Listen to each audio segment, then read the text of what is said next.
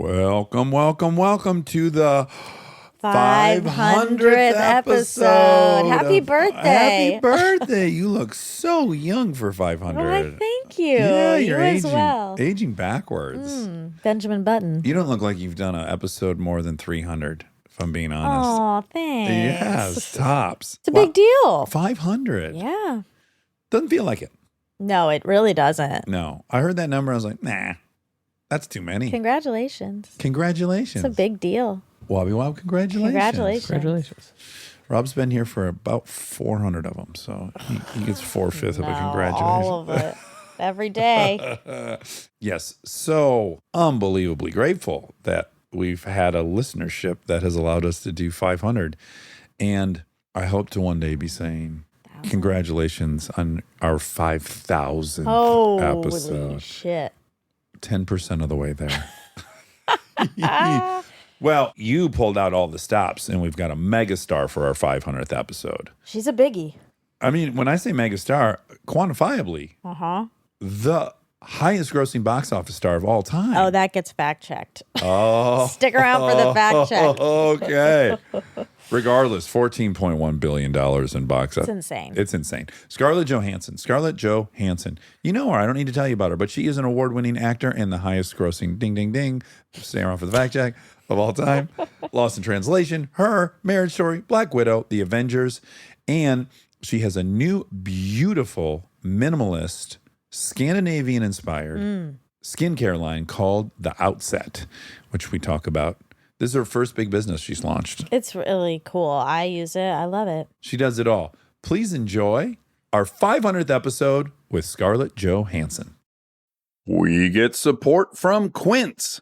So we've been talking about Quince a lot lately, and as we head into fall, it's the perfect time to reset your wardrobe with their amazing pieces. I think it's so fun to do when the seasons turn over to just spruce up your wardrobe with a couple specials, and Quince is the place. Totally. We're talking organic cotton, Mongolian cashmere, tailored chinos from just $60. Premium fit and quality you'd expect from a luxury brand designer. I love Quince. You know, I like it understated and subtle, and I like stuff that has high quality. And Quince checks all those boxes. I love a lot of stuff from Quince. Honestly, they have incredible premium denim, which is very important for fall. It's pretty much all I wear in the fall is denim. And Quince has such a good selection of quality denim. Their stuff is so versatile, timeless, and built to last that you just grab every single day without thinking. Right. And all of that for 50 to 80% less than similar brands. They go direct to ethical factories, cut out the middlemen, so you get all that quality without overpaying for it. We love that. And they do way more than clothes. They have bedding, cookware, bath essentials, travel must-haves, same deal, and great quality. Upgrade your everyday. Download the Quince app for app-exclusive offers or go to quince.com/Dax. Get free shipping on your order and 365-day returns. Now available in Canada and the UK too. That's QUINCE.com/Dax. We get support from Apple Gift Card.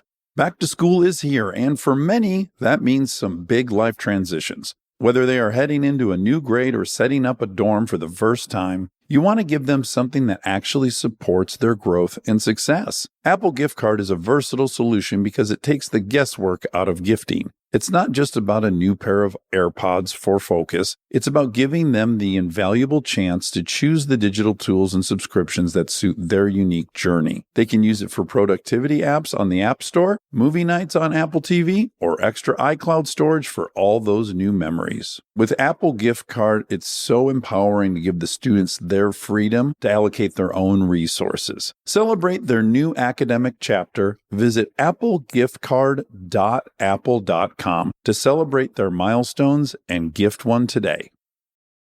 He's an armchair expert. He's an armchair expert. He's an armchair expert. I'm worried about your hydration. I know, my voice is really dry. Thank you. Okay, I appreciate that. I'm gonna come to. You had a long day yesterday. What was your long day yesterday? We had a party last night that was the Outset party here in Hollywood, and it was a lot of talking and beauty advice and influencers and editors, and it's a whole new world. How many times have you done Vogue Beauty Secrets? I've never done the Vogue Beauty Secrets. This is Monica's great obsession. The videos, I want to right? be on it so bad. Yeah. I think They'll you never ask me. You're ready. I'm sure Marcel? if you wanted Yeah, to. Marcel. We need to talk about there's Passed on it. Of course, I See, knew I that. figured. No, she's been offered it, and she's Yeah. like, "No, I don't want to fucking film in my own fucking bathroom." This is what I would So say. you also love the Vogue Beauty Secrets. I don't. I'm just aware of them because Kristen agreed to do one, and I she had. was upset about it after, or what? I was upset. I had one of my little meltdowns. I have so. It was being instructed, the setup of the shot. There was a lot of people involved on a Zoom running Anna, Kristen's assistant, through the ringer. No, do that. Move that towel. This is blah, blah, blah. All barking orders. And I'm just in the bedroom kind of overhearing it. And it gets to a point where I start yelling from the bedroom, think you got it. Think it looks good. Like I start getting defensive of Anna. You guys are getting insane. Like what? The toothbrush needs to be rotated to the left 10 degrees. And then I started getting defensive. And then I was kind of making a little bit of a scene, which I sometimes do. And then I just leave the bedroom because I remembered I'm representing Kristen poorly in this moment. She has agreed to do this. Everyone's on board. I need to get the fuck out of here. No one asked me if people are micromanaging Anna. I see. Okay. That's the context. You tell me, was I an a-hole or... I wasn't there, so I don't want to place a judgment. This is a judgment-heavy zone. Go ahead and judge. I'm silently judging you, but now I'll make it known. Yeah. I think in that situation, it seems annoying. I agree with you, but I don't know if I would say anything. But you and I are different people, Dax, and that's what we're going to discover. Are we, though? Oh, This I'm excited. Armchair Expert. No, I Oh, what a actually... good cliffhanger. I'm here to prove we're the same person. So we have opposite agendas, which maybe confirms or denies Proves your point. the premise of what you said. I have to interject. I have to. Yes, please. Because I know what happened, and Marcel can probably back this up. They wanted to come to the house to set up everything. Yeah, not an I'm option. Sure. Yeah. Right.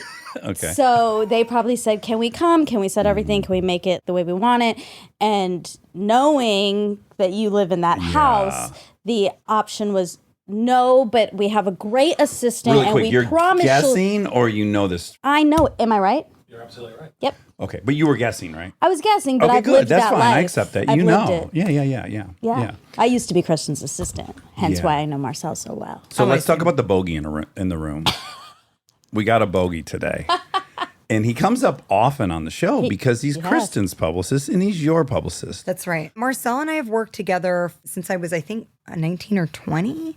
And I just want to put some Yeah. feathers in his cap. First of all, he's so fucking cute, it's impossible. It's I adore him. true. He's a great hugger. He's such a cute boy. Secondly, Kristen's worked more consistently with him than any other person in her life. This is who she's married to. Yes. There have been many times in my career where I said out loud, can I just have my publicist Marcel and my attorney?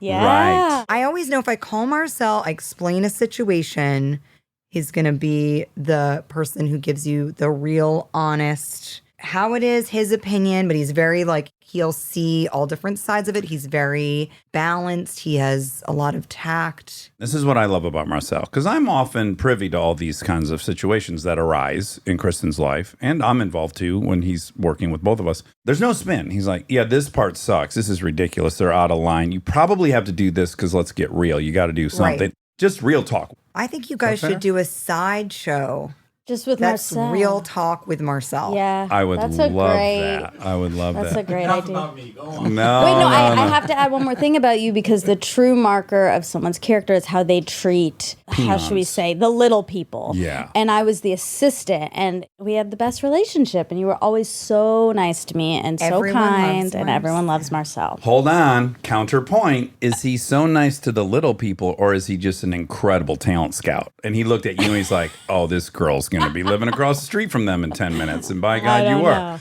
I don't know. What happened? Marcel, was it you're nice to everyone or you saw talent? Or both? Nice to everyone. You're nice to everyone. Nice to everyone. Marcel used to be in hospitality. You ran the housekeeping department for was it Marriott? The Ritz-Carlton. Oh, yeah, don't. So Come on. he's. Marriott. It's Ritz-Carlton. Scarlett. Did you? I actually have a endorsement deal with Marriott. Hotel They're a chain. great We love organization. them. Yeah, We they're love- big sponsor of this they're podcast, too. above They're Ritz-Carlton like in the many ways. Ritz-Carlton of Marriott. They're the Ritz-Carlton of business travelers, let's just say. Okay, do you have any memories of meeting me when we were younger? I remember meeting you out. I don't think we ever spent tons of time together, but I remember seeing you out and being like, hey, what's up? That's right. That's kind of my memory. But of course, I'm a realist, so I assumed I would remember better than you would remember because you were a very exciting entity at these nightclubs, and I was just kind of around, if that makes sense. But it does mark my only little period of going to nightclubs. Have you continued on? I club constantly. You You seem I like actually the just type. came from a nightclub and Yeah. it's 1 o'clock in the afternoon. Over Zoom? Well, at the time that I was going out then, it's such a specific time in my life that I remember seeing you because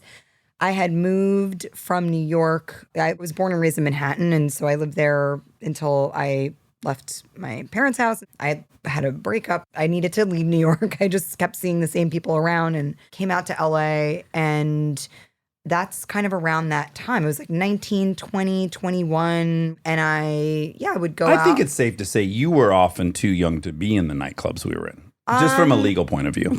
I'm going to plead the fifth. Okay. Well, I'm going to say that you were not 21 Well, when we I was had seeing Drew you. Barrymore on. She was in them when she was 7. Yeah. She was at Studio 54 at like 8 years old. Oh, that's cool. Yeah. I had probably, I would say at least, 12 years on Drew by that point. Yeah. You hung out with a woman, Sarah Pantera. Yes. And she somehow was friends with Ashton as well. I was on TV for all of 6 minutes at that point. And so I just went where Ashton went primarily. And then I would meet Sarah, and you were with her all the time. And Yes. so I did have several conversations with you at these nightclubs. Yeah. She had all the kind of great parties. I became really good friends with her. And so I essentially would just go out to see my friend Sarah. Yes. She happened to be also like a huge party promoter. So I would end up at these nightclubs, but we would just end up waiting for Sarah to leave the front door so she could like come and hang out with us. I have great memories of that time. Who are the key players in that scene that you remember? I didn't really hang out with so many people that were acting, and so Heath was around a lot. Yes. Heath Ledger. Yes, Yes. Heath Ledger. Not to be confused with any other Heaths. The one and only. Yeah. Lindsay Lohan was always around. I didn't know her really. I didn't either, but I remember thinking, I think she's too young to be in here. You're so prude. When did you get to be that? You know what?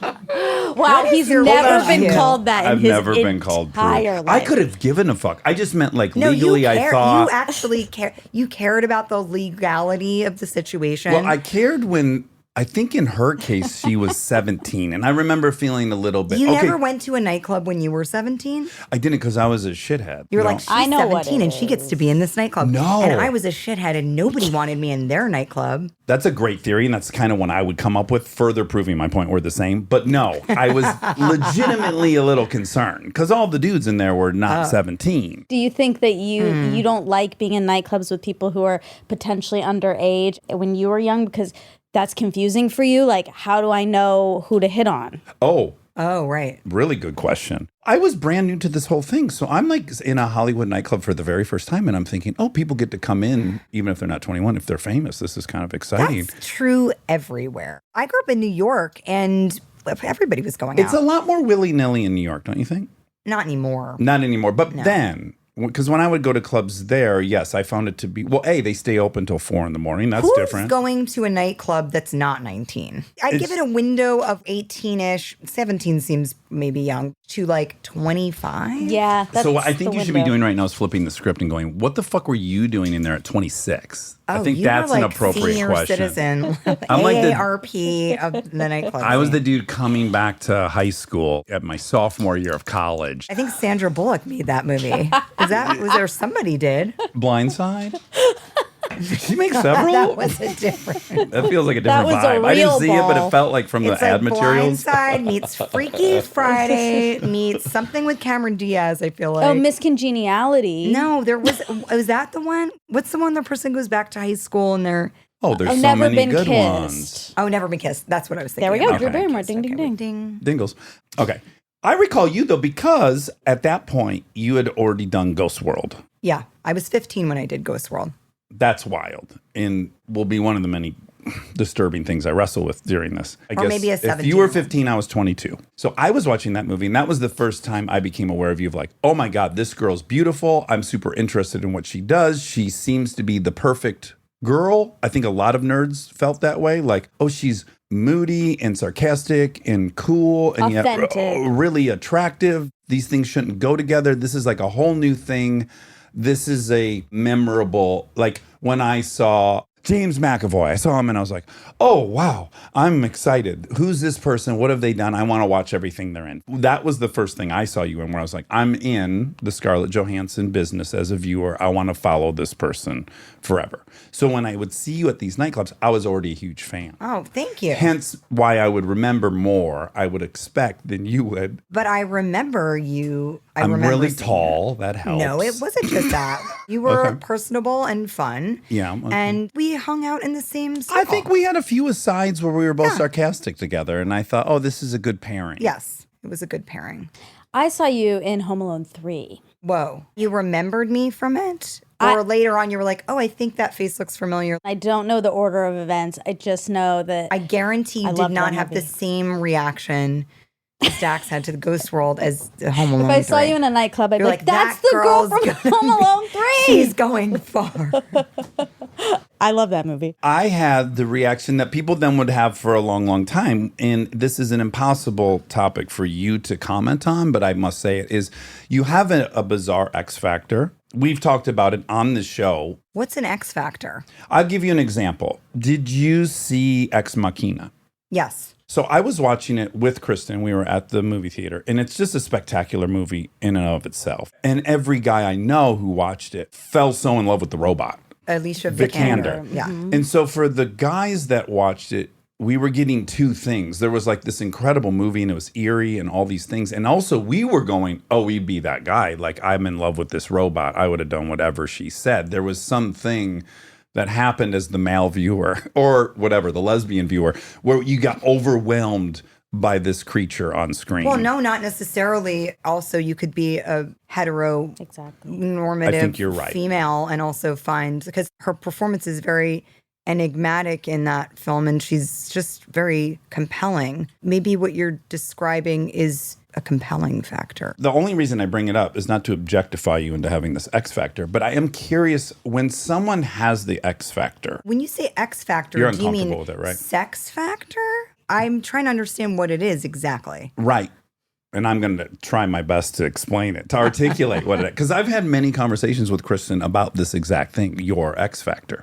And she's like, oh, she's so beautiful. I totally see it. But explain to me. And I go, I don't know. There's something inordinately inviting that seems to be broadly accepted. There's Is that an weird and creepy? allure. It's going somewhere, I promise. Well, Okay. let's equate it to a man so that no one feels super uncomfortable because it exists there Yeah, too. like how would you say Brad Pitt's hot? You go like, oh, he's got good eyes, or he's got good hair, or he's got good lips. It's insufficient. It doesn't explain what There's Brad a Pitt quality. has. Are you saying virile? Is it that? Him in Once Upon a Time in Hollywood, he's sitting on the rooftop with his shirt off. Wait a minute, though, Okay. because I think men feel that way about Brad Pitt. More than women. Maybe. I don't know. Equal, yeah. I don't know. Well, I think women do have that about you, and same with Alicia Vikander. It's the same thing. It crosses gender. This might not work for you because you actually worked with him, but a person that has it for me that's male is Javier Bardem. Oh, yeah. He's very enigmatic and compelling, though. Yeah. You're talking to the police sketch artist and you're like, well, this is why he's so unbelievably attractive. They're trying to draw his eyes and stuff. Like, you're not going to be able to say physically why Javier Bardem has this I think insane there's magnetism. actors that have that even if you saw them in a coffee shop, it wouldn't necessarily be the person that you would be attracted to. And I mean attracted not just sexually, but like interested in and compelled by. But then the nuance of their work is alluring and ripe. I bring all that up not to like make you super uncomfortable, but to ask, how does that pair up with one's own self-esteem? Like, I guess what I'm saying is Brad Pitt can look in the mirror and he's like, yeah, the eyes are blue, check. The symmetry's there. Golden rule. I got it. My hairline's thick. Like, he might be able to build in his own mind a pretty substantial case of, like, objectively, I can see I'm good looking.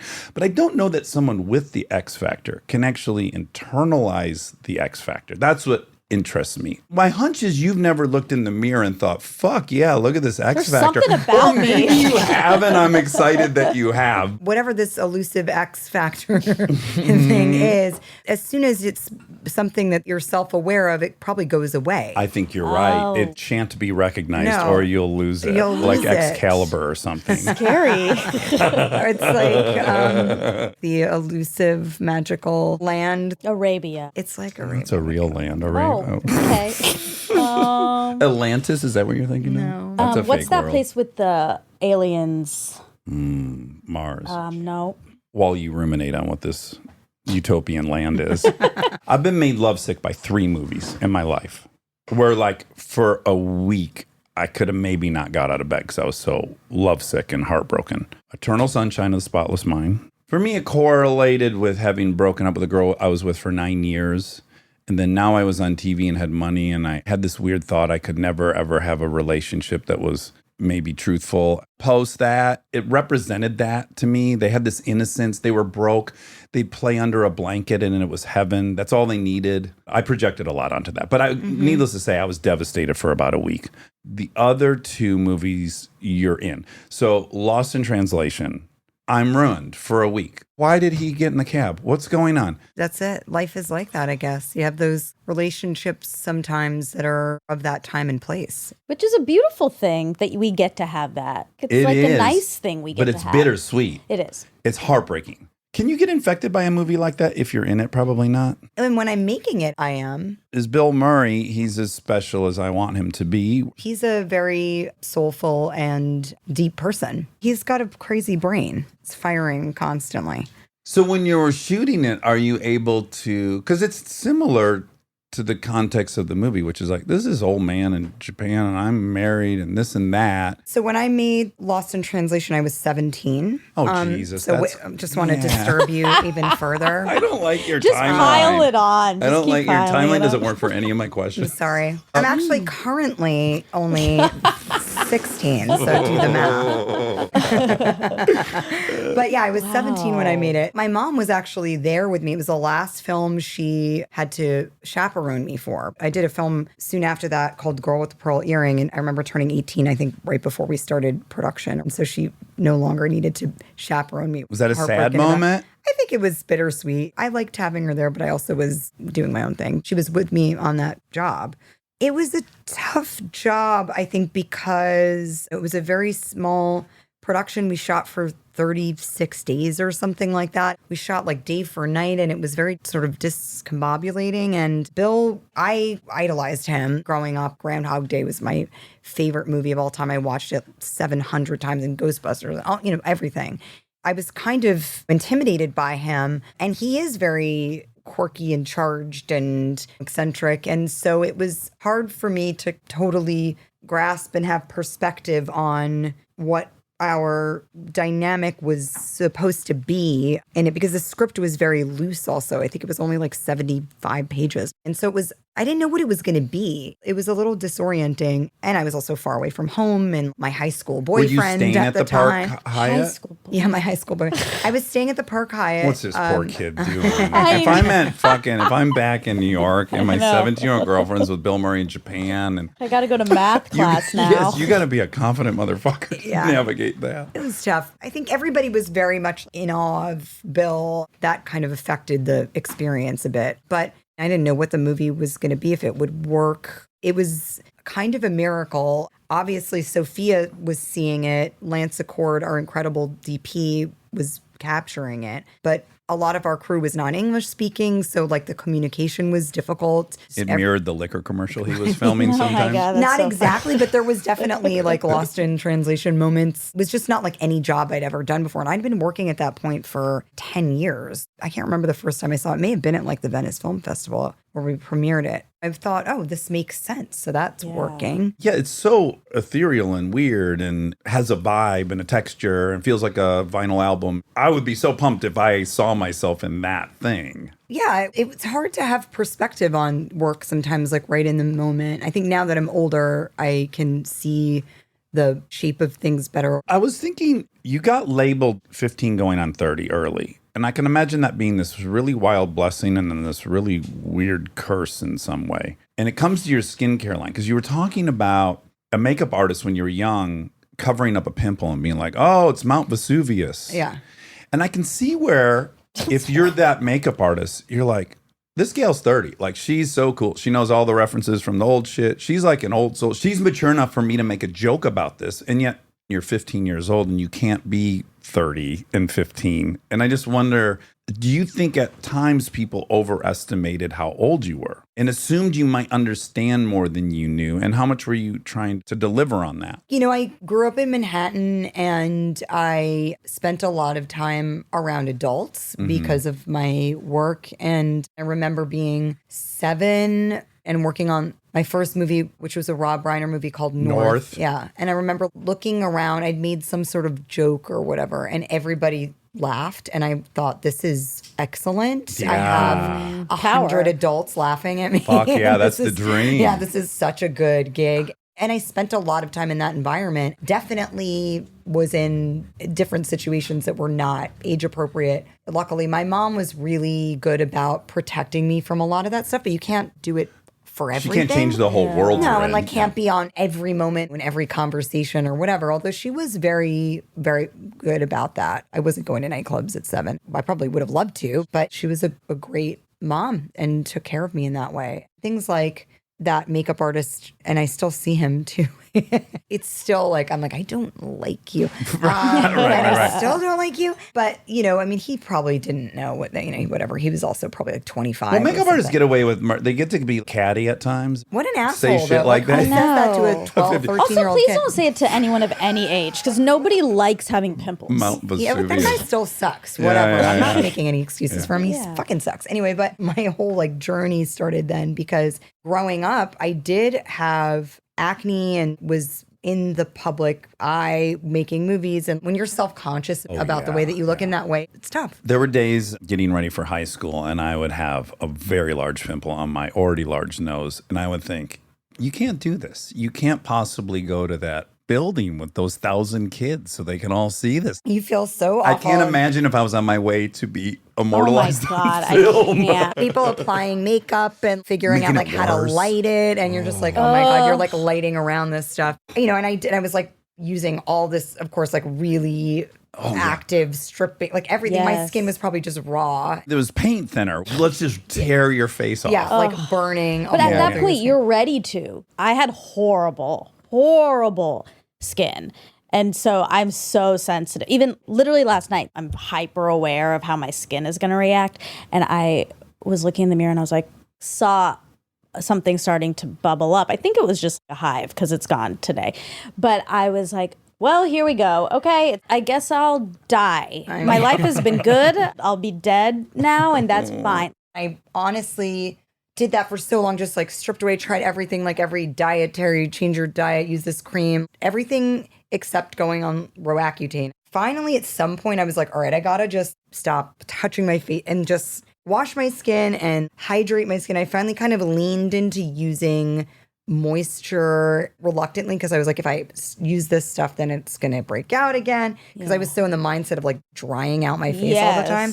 And that's actually how this whole Outset was born. I started using drugstore brands and stuff that were gentle, and my skin started clearing and my skin looked healthier and I felt more confident. And I was like, there has to be some place to get like an elevated kind of version of this that feels like it's transparent and not full of gasoline, which when I pulled everything out of what I was using, it was full of all that stuff. Was it influenced at all by Paris? Did you live in Paris? No, but I stayed at Bradley's house a few times. Oh, that's cool. Which you lived right next door, right? Yeah. Yes. And I had all these fantasies that I would like see you in a window and I would wave. Kind of like Monica always thought she's going to bump into Matt Damon and Ben Affleck on camping trips in Georgia. Because they could be in the tent next. We don't know. Wait, why did you think that? Because I she wanted loved it so them. bad. And I she loved thought, God, them. what if they're camping here too? Completely insane fantasies, but you're just so in love with the person. You're like, this could happen to me. Wait a minute. So you Sidebar. were on a camping trip in Georgia and you heard they were there? No. Didn't even This is need all that. in my head. She's like in the 10th grade. Okay. That's Yeah. the time frame. Yeah. And I was in love with them. So I lived Both of in them? fantasy. Yeah, both. Which one Equally. did you? Oh, I test her on this all the time. At this point, yes. But at that time, I did not want to choose because it was like they're Goodwill so Hunting. different though. They sure are. I know, Which but is kind of a feather in her cap, I think. yeah, it was because of Goodwill Hunting. I just got so obsessed with that movie and I fell in love with them. Wow, both of them equally in Goodwill Hunting. Yes. When we interviewed Matt Damon on here. Yeah, best day of my life. There's a picture of him kissing her forehead and the smile on her face. I could cry right now just picturing it. I've known her for 9 years and I've never seen this look come off of her. It will only happen via Matt Damon. Anyway, I was just so deeply obsessed and living in fantasy. I mean, like love addiction, bad stuff probably. And I was camping with my friend and I just would be like, they could be in the tent next. They could be.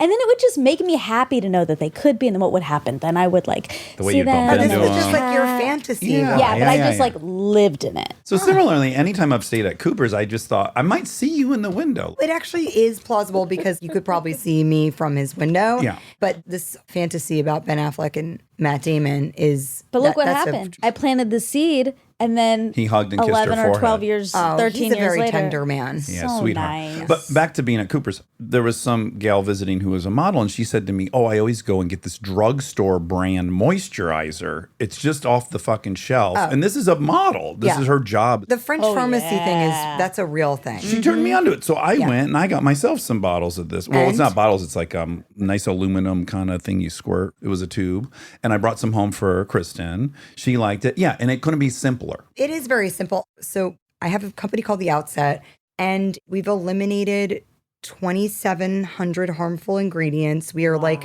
one of the cleanest brands that are available in the industry, which has been challenging, but it's been pretty cool. To do something that's clean and effective is kind of incredible because you really see transformative skin. Growing up, you kind of buy into technology is going to make everything better. We have a diaper company that's all natural stuff, right? And there's a couple products we have where I put it on. In fact, the one I was raving about the other day, it's Everything Balm.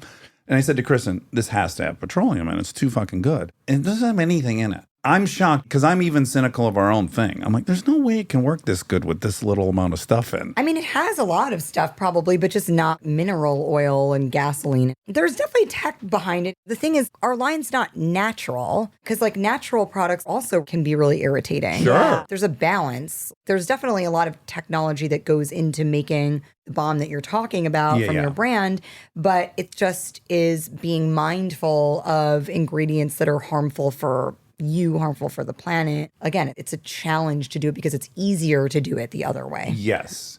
And obviously, yes, we have the same thing. You can't make adhesive on a diaper without using something inorganic. Is your line clean? What's the promise that you make? Filthy. It gets Full, filthy. yeah, It's it as definitely. organic It literally as- becomes full of shit. Of the million SKUs, 80% of them are all organic. Some of them aren't because they don't function without it. To do no tear in baby's shampoo, you have to have an ingredient that's not natural. Or your baby's eyes will be on fire and be red and you'll be upset. So you end up getting confronted with realities. You probably know more now about this than you could have ever guessed. It's been a real journey. Having a company is crazy. At the beginning, you have an idea and it's like, how do you do this? And initially, the people that I was working with at the time were like, you can license your name and have somebody else operate it and they'll build it for you and they'll know how to produce it and store it and distribute it and all that stuff. And so I did meet with a lot of those people and I learned a lot, but I'm slightly a control freak and I didn't want to end up working for someone. I don't know. I just felt like I wanted to try to do it on my own. It took 5 years and it's been crazy to do because for 3 years I did product development and brand ID work. I was just cherry picking and figuring it out and meeting with like larger corporations and figuring out if I can incubate inside a bigger corporation and all that stuff. And then it just became clear to me through the whole process. I was like, I need to find my person. I have a production company, my producing partner. He's like my better half right arm. I was like, I need that person in this venture. And so that's how I met my co-founding partner, Kate Foster. I asked a couple of friends that are in the industry and are in the kind of VC world. Kate's name kept coming up as somebody that was a person I should talk to at least. We ended up meeting and then dating for a while, and that's how it started. Stay tuned for more Armchair Expert, if you dare. This episode is brought to you by the new Max original comedy series, Stuart Fails to Save the Universe. From the world and creators of The Big Bang Theory comes a new comedy series. Stuart Bloom, comic book store owner and lovable underdog, accidentally breaks a device built by Sheldon and Leonard and kicks off a full-blown multiverse Armageddon. Now, he's on a mission to put reality back together alongside his girlfriend Denise, a geologist named Bert, and physicist Barry Kripke. Along the way, they're running into alternate universe versions of characters you already know and love. Check out the new Max original comedy series, Stuart Fails to Save the Universe, now streaming exclusively on HBO Max with new episodes Thursday at 9 p.m. Eastern. Subscription required. This podcast is brought to you by Squarespace.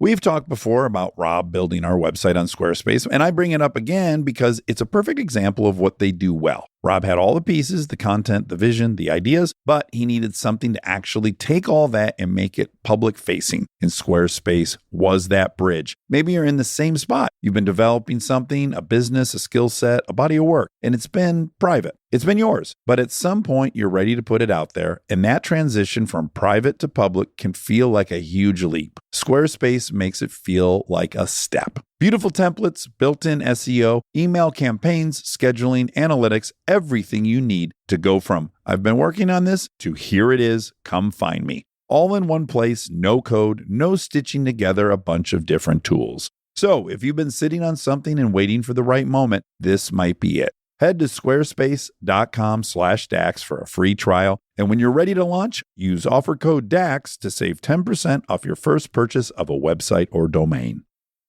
Back to school starts now. Get long-lasting battery life on the Dell XPS laptop powered by Series 3 Intel Core so you can work from anywhere. Now starting at $699 with exclusive student pricing starting at $599. Complete your setup with savings on select monitors and must-have electronics and accessories. Limited time deals and free shipping on PCs and more await you at Dell.com/deals. That's Dell.com/deals.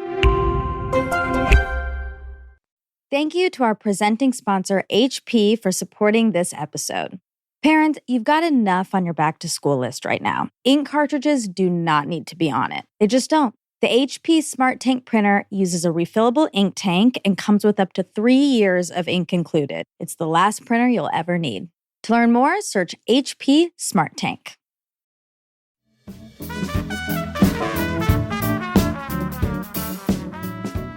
Now, your desire to not just be involved with some other existing company, are you allergic to being placated? I'm a woman, so I'm used to that. And I think it's always bothered me. But women, I think of a certain generation, or at least I think of our generation. I have this theory that we're kind of in between two worlds. It's like we had our mothers who were like, use whatever you can to kind of get the thing you need, Get right? your foot in use the your door. feminine wiles, use your sexuality. And then there's our generation, I think, that's done that and then also been like, this doesn't feel right. There's got to be some other way. And then there's like the younger generation, women that are 15 years younger than me, who are like, you don't have to take any of that crap, no pandering. There's this system that's completely rejected. It's an interesting place to be in the in-between of, Well, I agree. I think. I've watched a few documentaries, like one on Britney Spears, one on Paris Hilton, and realizing that in my lifetime, I would watch late night talk shows and they would call Monica Lewinsky a fat slut, like just openly in the monologue. And they'd make fun of someone's boobs openly in the monologue. And you're like, wow, I was around for that. That would be so shocking and jarring to hear now, but I have to recognize, oh, well, I very much was swimming in that water for like 30 years, right? So the course. person that's 15 years younger than you, they never even saw that on TV. Like, we're coming out of this very weird thing we weren't even aware of that we were in to some degree. Now it's really stark, but we were there and it wasn't that stark. Yeah, people are learning and figuring it out. Sometimes I think I get frustrated because I feel like the younger generation has no tolerance for that period of time that's like the learning curve time. Yes. I don't want to be preachy about it, but like I've come to this realization that like it's important to understand progress and change when it's really meaningful. It takes like 2 steps forward and 3 steps back, and then it gets better and then it gets worse. It's not finite. I think if you don't leave room for people to figure it out, then the actual progressive change doesn't really happen. Yeah. I think the thing that irks me about younger people is looking back with today's lens with the arrogance that they would have somehow been different. Everyone's was a piece of shit, and you would have been one too. So this notion that they would have known better in 1980, I find a little bit just maybe arrogant.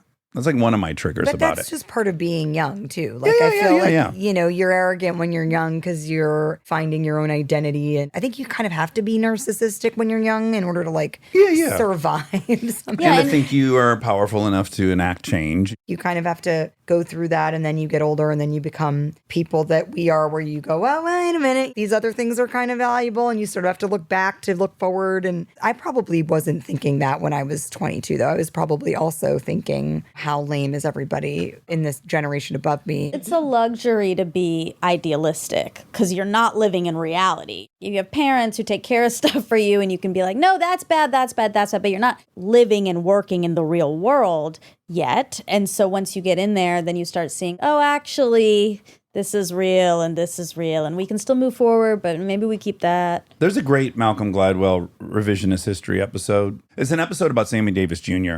and how maybe judged he is by today's standards from having been at a Nixon rally or done these different things. And he makes this great case of like, you have to get realistic about being the first one, the token in any movement, the different concessions you have to make and the compromises you have to make. Yeah. And we've witnessed it. At the same time we were at that nightclub, there were about 600 men following those young women in the most aggressive, assaulty way possible. Sure. And it was like standard. I'd hate that, but I'm not thinking, well, this is a full-on assault, which now, of course, I look at it and I'm like, well, that's a full-on assault. Yeah. And it's all changed while we were here. It's kind of changed. We live in a patriarchy, and I feel like there's a fundamental reality of the woman's condition that will always, even if those 600 men are not actively aggressive necessarily as much as they would have been a minute ago, it's still fundamentally there. It's so baked in to our culture and society. It's hard for me to imagine that ever being not an element. Also, just the physicality of how men and women It's an issue. are. The dimorphism. Yeah. Yeah, we're stuck with it. But it has gotten better. I agree with you. Like, okay, so the 600 guys surrounding the woman, that's disappeared, but it's just a clever force. It figures out how to come in through the back door. Oh, whoa. Coming in through the back door. I'm making Is that an no... anal? No. Oh, wow. Scarlett It's made it. anal? Well, Oh, you wow. know. Whoa, I didn't go there. Okay. But I All didn't right. either. You're over in the I'm in- fantasy. You're in the I am. tent. I'm sorry, I'm You're in the back tent. It's here like the now, 600 but- guys have disappeared, but we figured out how to butt fuck everyone. Yeah, Is that what well- you thought I Don't act like that's something you wouldn't Of say. course I would have. Okay, so yesterday I did a podcast, somebody else's podcast, Man Thinkers. It was very cool. It's these two guys, and it's kind of a Colbert-esque. Like they're playing these crazy characters, but the whole purpose is to learn about stuff. And we went to talk about egg freezing, which I just did. And it's funny because they're playing these really misogynistic men. And one of the guys kept calling us beautiful over and over again. And, you know, we're kind of supposed to call him out, I guess. And I was like, I'm not saying I don't want to hear that. I do want to hear that. Yeah. But then you seem like a, quote, bad feminist for saying, no, I like being called beautiful. I'm okay with that. It's almost like we've swung in this other direction where we can't even acknowledge that being called beautiful feels good. I don't know. You kind of want it when it's appropriate. When it's appropriate. Can I mansplain what it is to you guys? Oh God. Oh, God. What no one wants is to have the only value proposition to be acknowledged as your beauty. That's like a non-starter. That's no good. Being recognized as an intellect, as a successful woman, and then on top of it, we're saying you're beautiful. So I think that's the distinction is like, if you're seen as this all-encompassing, well-rounded human being with all these great assets, one of them being you're beautiful, I think when it's in that vein, it's totally fine. That sounds good to me. Sounds great, Like right? you're a gangster, you're a great fucking actor, you're powerful beyond belief, and you're beautiful. I like it. Yeah. Okay, yeah. Okay. I'll take it. I need to ask you 2 more questions, maybe 4. Marcel's checking his Back to watch. the X Factor. Marcel, take your watch off and flush it down the fucking toilet. Take your crappy I want to go watch. back, stick it up your crappy ass. See? He says stuff like that. I want to come back to the 15 and 30 thing. So we didn't really wrap it up. And I'm just curious because I loved when people said I was older than my age. Yeah, all kids like that. I don't know. I think Yeah. some people specifically want to be seen as older. I happen to be one of those people. I wanted you to think you could trust me with your car to drive you when I was 12. That's something I sought You after. value that. Hugely. Well, because I had an older brother. My brother was 5 years older. So I guess all I wanted to be is perceived as maybe his age. That's maybe the kernel of it. Similarly, did you love that compliment? Yeah, I think that would be something I would have found flattering. I got married when I was 23. So I got married really young. And by that point, I felt like I was 33. I'd had a really full life at that point, and I was having a really hard time. I was kind of became objectified and pigeonholed in this way where I felt like I wasn't getting offers for work for things that I wanted to do. But I remember thinking to myself, I was like, I think people think I'm like 40 years old. Yeah. It somehow stopped being something that was desirable and something that I was fighting against. Yeah. Now it's like I see younger actors that are in their 20s. It feels like they're allowed to be all these different things. Like they can play all different things. And, you know, it's another time too. We're not even allowed to really pigeonhole actors anymore, thankfully, right? Like people are much more dynamic. Who's an example? Like Zendaya? Yeah, that's a great Yeah. example. Or like I worked with Florence Pugh, and she has an incredible career, and she's works in all different genres. Yeah. You see all these different colors in her paint box. Because I think everybody thought I was older, and I'd been doing it for a long time, and then I got kind of pigeonholed into this weird hypersexualized thing. I felt like it was over, kind of. It was Yeah. like, that's the kind of career you have. These are the roles you've played. And I was like, this is And it. you'll I guess. age out of that one. The runway is not long Yeah, on yeah, that. And yeah. so it was scary at that time. In a weird way, I was like, is this it? And I attributed a lot of that to the fact that people thought I was much, much older than I was. We had Natalie Portman on, and she talked kind of a lot about how she was sexualized so young that she really swung in the other direction in her personal life and in work of just Right. like, I'm not that, because she had no control over that sexuality. I've talked to her about that before. Really? Yeah, Yeah. because we did a movie called The Other Boleyn Girl together, and we spent a lot of time talking about all that stuff. And also, it was just exciting. We didn't know each other really before that, and then we worked together really intimately. She was definitely somebody I really looked up to. She's a few years older than me. Her career was really sensational. Everything you would want. Right. Yeah. And so, like, we had kind of opposite worlds in a weird way, Yeah. because she was able to go extreme in that other direction. But she also was saying it kind of fucked her up because she wasn't that person. She wasn't a prude, buttoned up girl next door. Well, what we were kind of paralleling it against is no matter how strong a human being is and how centered they are and who they are, if you launch them on a Disney show and they come to fame in their teens on a Disney show where they're not allowed to be sexual at all, you almost 100% of the time are going to see this huge breakout sexuality. You Right. see it with all the Disney stars. Yes. And then conversely, if you're Natalie Portman, you're 13 and you're in Beautiful Girls and all these old men are in love with you, you can't It's like resist. an all or nothing, Yes. unfortunately. Yeah, it's like if you were made sexual, you want to reclaim your privacy. If you were made non-sexual, you want to reclaim your sexuality. It's just how it's going to be. It's hard to imagine somebody that's like hypersexualized, like really leaning Loving it. into it. Yes, Yeah. yes. Especially it's like a young Or you end kid. up dead. You're Marilyn Monroe or you're one of these people. Yeah, it's not really sustainable, No, I think. Like no. you just burn out. And that was never a huge part of my actual personality. I mean, of Right. course, Yeah. I was young and like enjoying You got myself horny and whatever. occasionally. Once in a while. Very, very rarely. Yeah, yeah. Like maybe Once a month. Full moons. a couple times a year. Back the fuck up on that full moon. They were bloody. Actually. Okay, can I hit you with my third movie? This one may have lasted 2 weeks. Is Her. And that movie is really sad. It is. It is. Oh my God, I could cry just beautiful thinking movie. about it. Were even you shocked? It's pretty bizarre, and I didn't even know this till today when I was reading about you, but that you were nominated for so many supporting actor awards after being just a voice in that movie. Like, does that even surprise you? To me, it's totally warranted, but I imagine when you get a call, hey, will you play the voice on the other end of this thing? I can't imagine your imagination runs away with you. Yeah, I didn't really think about that. Actually, when it was first pitched to me, it was like, can you work a couple of days on this Spike thing? He's trying to work some stuff out with the script. I was like, okay. And then I got the script. I remember I called my agent. I was like, this is extensive work. And he was like, well, I don't think so. He was like, meet with him. And so I went and met him actually at his apartment. He lives in New York and I live there too. And I met him a little bit kind of just like around the Sophia time. I didn't know him very well. We were together for, gosh, it was like 6 hours. I mean, just identifying different things that were not working in the current script. And we worked over a year together on kind of rebuilding the structure of the relationship between the two characters because there were pieces that were just not.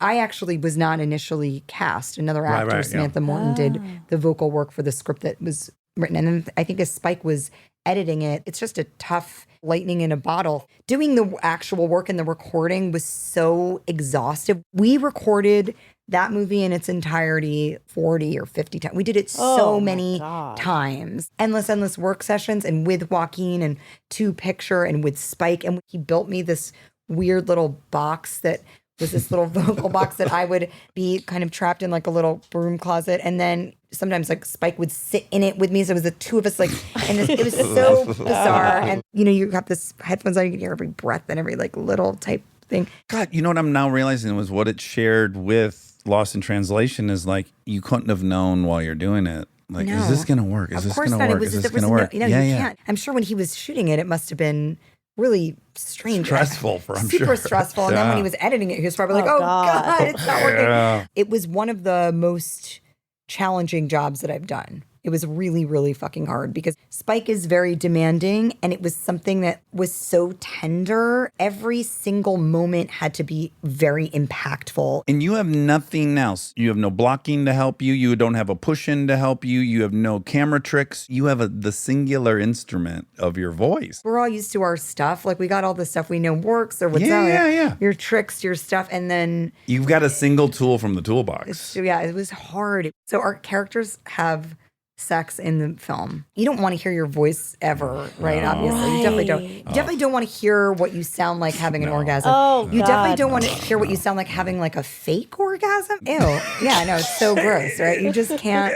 I just can't imagine anything more haunting And than being like a aware voice. of the timing of it. No. And it's just Yes, like, ours was scripted too, because Spike's kind of a stickler for Okay. the words. Oh, wow. And the sounds. And the, I guess I don't know for the sounds, but then when like I remember we came in that day, I've become that actor that's like, let's get dirty. I have to because otherwise I'll be petrified. Joaquin comes in. We try to get through one take and he was like losing it. He's like, I can't do that. He was like angry and like, he's like, Well, he's he had, probably like, insecure. It was horrible. course. He'd already done it. He'd done it in person. And now he was like with me in this weird theater and I'm in this box and he's like staring at me so and bizarre. the lights are low and like Spike is there. And I was like, it was so bizarre. Did you guys have any cocktails or anything? I guess a robot can't be intoxicated. No, we definitely did not have cocktails. Just We to loosen way things should have had up. cocktails. Yes, We way you should have had a couple But I highballs. was fine. Joaquin was not. He was so upset about it. He left the studio. Now I'm in this box by myself. I'm like, I can't do it alone. Yeah. Like, I need him to come back here. He needed a break. He took a break and he came back in. He was ready to fuck. He was ready.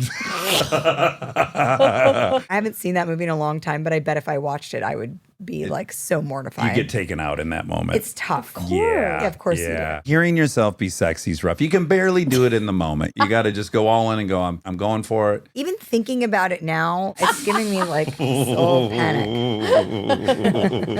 You know what's weird is because I really enjoy the feeling of being embarrassed. Now I'm craving, I want to do a scene like that just so I can feel all that rush of embarrassment. It'll wake your ass up. Being embarrassed, I have a theory, is the most profound feeling. Yeah. It's the realest because there's no agenda. There's no performance. It's just like, oh, okay, here we go. When you're truly Pure. embarrassed, yeah, it's the purest, most present moment you'll ever have. Oh, do you do this? I'm always urging Monica to do this. And I learned today that you had spent a lot of time in front of the mirror as a kid, as did I.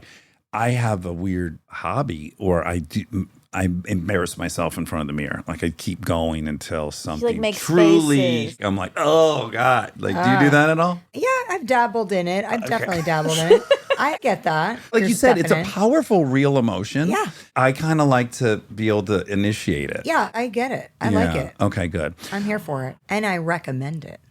Wow. Oh, okay, good. Even Recommend more. embarrassment. That's a big Okay, yeah. statement. I think it's good to sit in that stuff. I Yeah, do it too. I is. do too. You're Because you right. live. You come out on the other side and you're like, okay, I lived through that. Definitely. It's happened like twice Very this week human. on the show where I just embarrassed myself so fucking bad. And then it leads to this round of nervous laughing. And then the whole thing is just like, I'm feeling parts of my body I haven't felt in a while. Like, oh, my kneecaps, I can feel them. It's a real ride. I like it. Yeah. Okay, now I've got great curiosity about your father being Danish. Well, Alicia Vikander, she's not Danish, but she's Swedish. There's a Scandinavian vibe. I love it. They hate small talk. They hate pleasantries. Everything's bullshit. There's something about it I really like and I'm drawn to. Was that force present in your head? Like, is your dad stereotypically Danish? Yes, my dad is stereotypically Danish. I think there's a kind of a mysterious element to the Danes. They're very funny and dry and witty and guarded. That's how my dad is. He's all of those things. And they're not like overly emotional. No, I mean, he's very affectionate and sweet, but he also like buries everything. Yeah, yeah. My mother is Jewish, and that's like the polar opposite. I was going to say that, of and it's that. not my place to say it, but on a spectrum of stereotypes, Yeah. the Jewish mother and the Danish father, they seem very far apart. Yeah, I'm also like, how did these people stay together? It wasn't the best combination, but I think I'm somewhere in the middle. I'm guarded, but I'm also direct. And I like to talk about what's going on more now. I mean, I've been like very therapized, so I'm better at talking about what's going on and like addressing those things. But I did grow up in a household where there were a lot of secrets and things that were unsaid. Right. Okay, so I would have never known this before today, but when I was trying to calculate what ingredients were adding up to the X Factor back some years ago at these nightclubs or in those performances, Danish is a big clue. You have a willingness to be still and quiet, and it reads to me as crazy confidence to not have to fill every little bubble of air like we do here, Americans. I think that was in the recipe. You have a calmness and a stillness. It's in your acting. It's in just who you are. And I would have never been able to point out where I thought that came from. But I think the Danish part must be part of it. Maybe it is a part of it. I mean, my dad can be pretty stoic, that's for sure. And that's an attractive quality. Yeah, I think I have been attracted to it in the past, but then was like, In a Freudian way. Perhaps in a Freudian way. I don't know. I don't know enough about Freud to know exactly I think how. you know enough to know what I'm saying. Maybe. Probably something like that. Ew. But I married my mom if it makes you feel better. Yeah, to a T. I did that once. Yeah, and then I eventually probably thought to myself, oh, this person's maybe just being emotionally abused. Sure. Totally unavailable. Maybe this stoic thing is not all it's cut out to be. Okay, so I'm tying that into the Outset for two reasons. One, there's a choice you made to not have it be Scarlett Johansson's skincare line, right? You're distancing yourself just enough so that it's its own thing, which I like. I'm going to make a comparison. The Olsen twins in the row. Definitely something that I thought about because it's genuinely something I'm interested in. Yeah. And I didn't ever want it to feel like it was some kind of vanity project or like if you want to look like me or a cash grab. Cash loss. It's whatever the opposite of cash grab Well, is. do you know how to make a small fortune in skincare? How? Start with a large fortune. Oh. Oh, it'd be funny if it wasn't Yeah, so true. I know it is. I don't have that kind of confidence. Right. No disrespect for No, the that people. works Yes, too. Like, it absolutely. totally works too. You own it. I'm in awe of the Kardashians, but it's not the thing I could pull off. No, Well, to personally. be fair, Skims doesn't have her name on it. And that stuff works great. Well, I guess it You know, does like because all that. Kim is in Skims. Yeah, that's the whole play. Oh, wow. You are just Wow, figuring this out. Wow. Skims Didn't know. Kardashian. You Did didn't know not the full know. name's Skims Kardashian. I knew that, but You know, when you've been with somebody for long enough that you can't remember whether it was your experience or their experience. I can't remember whether it was me or Colin or both of us at the same time that figured out that Will.i.am was William. yes, I knew that. You're just now telling me that.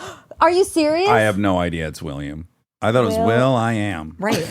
Well, that's But what's so cool you never about tied it. it all together. Never. Are you being serious I'm right being now? dead serious with Right? you. Isn't that crazy? I'm going to hit you with one that I hope you don't know, being from New York. Arby's. You know Arby's? Yeah. We have the meat. Boom. But Arby's. Arby's. Roast beef. Isn't that one so cool? What? Are you fucked up right now? I am. You're reeling, right? Yeah. You're going back in your head of every time you've seen that Arby's Uh-huh. cowboy hat, you've talked about Arby's. You know what's really messed up about it? It's Arby's, but it should be Arby's. Well, We it is. say It's Arby's. phonetically spelled That's why it's fun. Arby's. No, but I mean the intonation, like we say Arby's, but it should be Arby's. Roast beef. Yeah. There's a very tiny margin between what you're I saying. hear it. I'm not here. I know you do. And if you were fucking Spike Jonze, you would hear it. Kristen would. You also are a singer, but I'm a simpleton, a Philistine, a layperson, and what you said sounded the same both ways. It's not the same, and your listeners will hear it, They'll and hear they it. will know 2% it. of the listeners will absolutely agree with you, and the other 90%. And one of them will be Spike Jonze. I wanted to bring up the Danish thing because it actually does tie into Outset because the aesthetic of it is very, very minimalist. It is, I yes. love It's it. very minimalist and clean, and we sort of leaned on that with the color play with like the white and blue.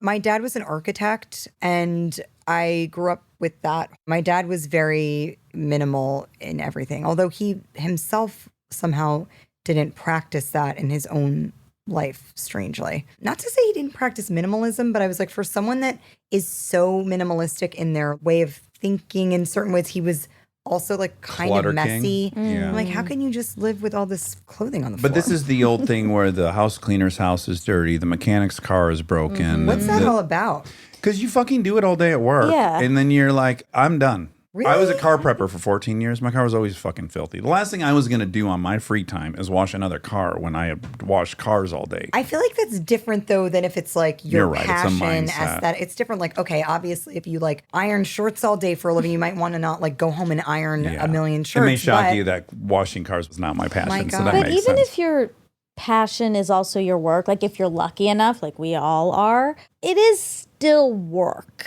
Ultimately, just to burst everyone's bubbles out in the world, if you make your passion your job, if you're lucky enough, it's still a job. There's going to be parts to it that suck. There's going to be parts that are great. I mean, I don't want people to think like if you get to do your passion, you got to be just ultimately grateful forever and everything's perfect. no, I have friends of mine that are designers, and when you go to their house, it's all really Yeah, beautifully done or perfect. whatever. But then other people, I think it's particularly if you do something that's aesthetic, it's surprising. That's true. When the person's aesthetic doesn't incongruous. follow. Yeah, Yeah, it is. yeah. It's incongruous. Yeah, it's incongruous. I say it incongruous. A lot of people say incongruous. Incongruous. But psychologists often have the most fucked up children. I think that's what we could say to sum it all up. But despite all that, your aesthetic is very clean and it's very beautiful. Oh, thank you very much. Yeah, and you use cornflower blue, which is a That's right, nice, the nice cornflower blue. It's a good Crayola color. We're gonna end on this. We had your husband Colin on. Do you know this? Yes, I do. a recall. while ago. It was a while ago. When his book came out, and what attracted me most to him, His sparkling blue eyes. those got me once They I was talking to are. him, but I was unaware of them until I was talking to him.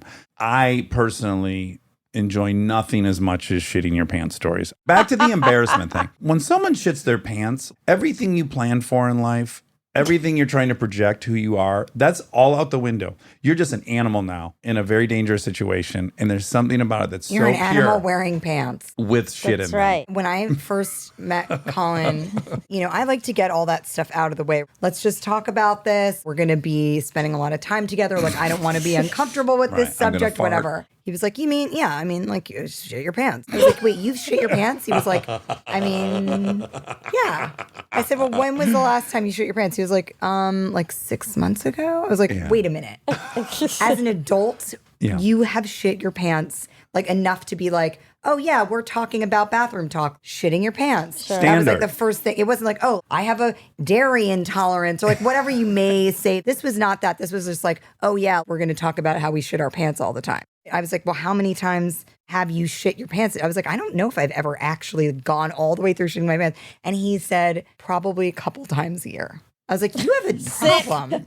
I was like, but there's something deeper going on here, which is like, you're one of those kids that is enjoying the moment so much that they just poop their pants. I was like, is that the person that so you enthusiastic? Or myopic in the thing they're enjoying, that they totally weed out all other stimuli. Oh, wow, like an information. Einstein type. Yes. But then what we realize is that no, I think he just overestimates. He's overconfident. A lot of and- men are. So we have once a month, we do this show. Well, we do it every Friday, Armchair Anonymous, and then we hear people's real stories. Once a month, we do pants shitting. It may not surprise you. So it really lines up along gender lines, which is men are shitting their pants at like 40x the rate that women are.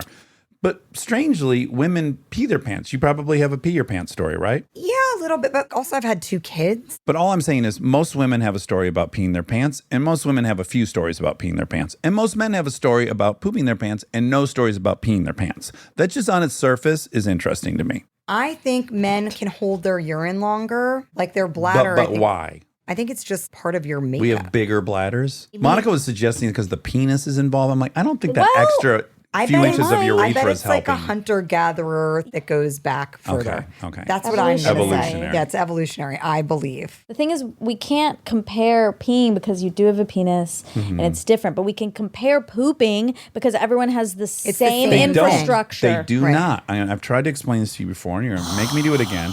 God. Your ovaries distended down the body and hang out of us. So Yeah. our ovaries are hanging out. So we have this weird hole here. That's different. We have a prostate. You guys don't have that. That's not part of your pooping, though. It is. Your prostate's in your butthole. Like when they check your prostate, Yeah, they're no, going in your butthole. But it's not part of your digestive tract. It's not, but you've got this weird muscle in there that's complicating things. I'm only pointing out the differences. so we you have 2 think- anatomical differences right there. The distended ovaries becoming testicles and the prostate. Maybe. I cannot imagine, though, that this shitting your pants thing has anything to do with your prostate. I think like all things in life, it's nurture and you guys nature. need a proctologist on the That's show. really true. We do. And then We- they can explain to you whether it's physical or whether it's psychological.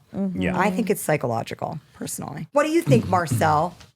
I don't want to get into it. How doesn't many wanna be on stories do you record. have of shitting yourself? I'm going to guess that Marcel has shit himself lifetime 20. No fucking Yeah. way. Like Yeah. maybe twice. No, I'm going to lifetime say 20. 0. Yeah, No, Marcel's no. very put together. No, I know he's always smells wonderful. He's Yeah. very clean, but he is a foodie. He drinks.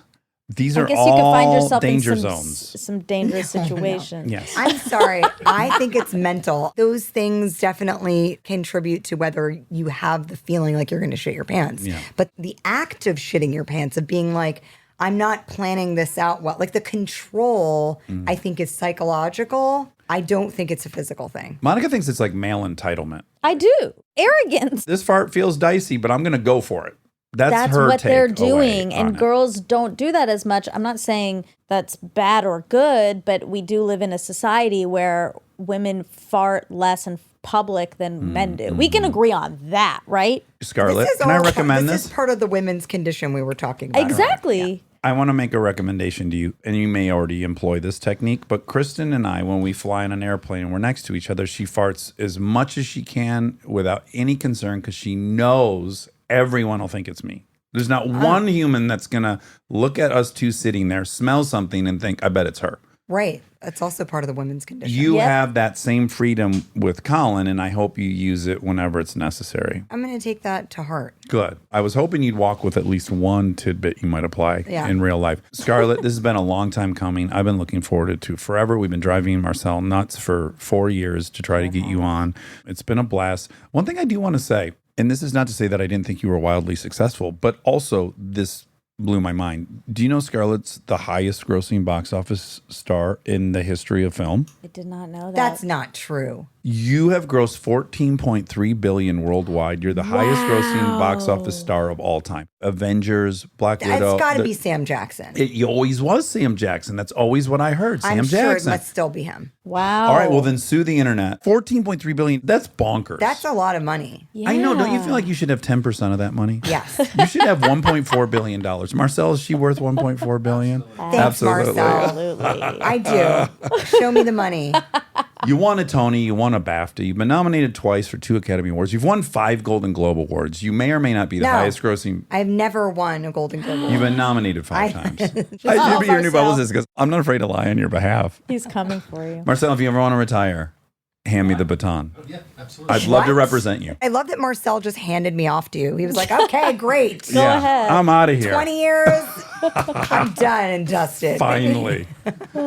Well, I adore you. Thanks so much for coming in person. Thanks for And having me. I hope everyone slathers the Outset all over their face, and their arms. Moisturize, put some cream on. The eye You're- cream is fantastic. There's a cleanser, there is a prep, there's a serum, there's a moisturizer, there's a night cream, and an eye cream, which we found out your husband uses extensively. He was embarrassed about it and Yeah. still has a little bit of a chip on his shoulder about it. Okay. Well, hopefully he'll get even and shit himself somewhere where you guys are in a pickle. Unfortunately, that doesn't count. All right. Scarlett, thank you so much. Marcel, thanks for joining us. We love you.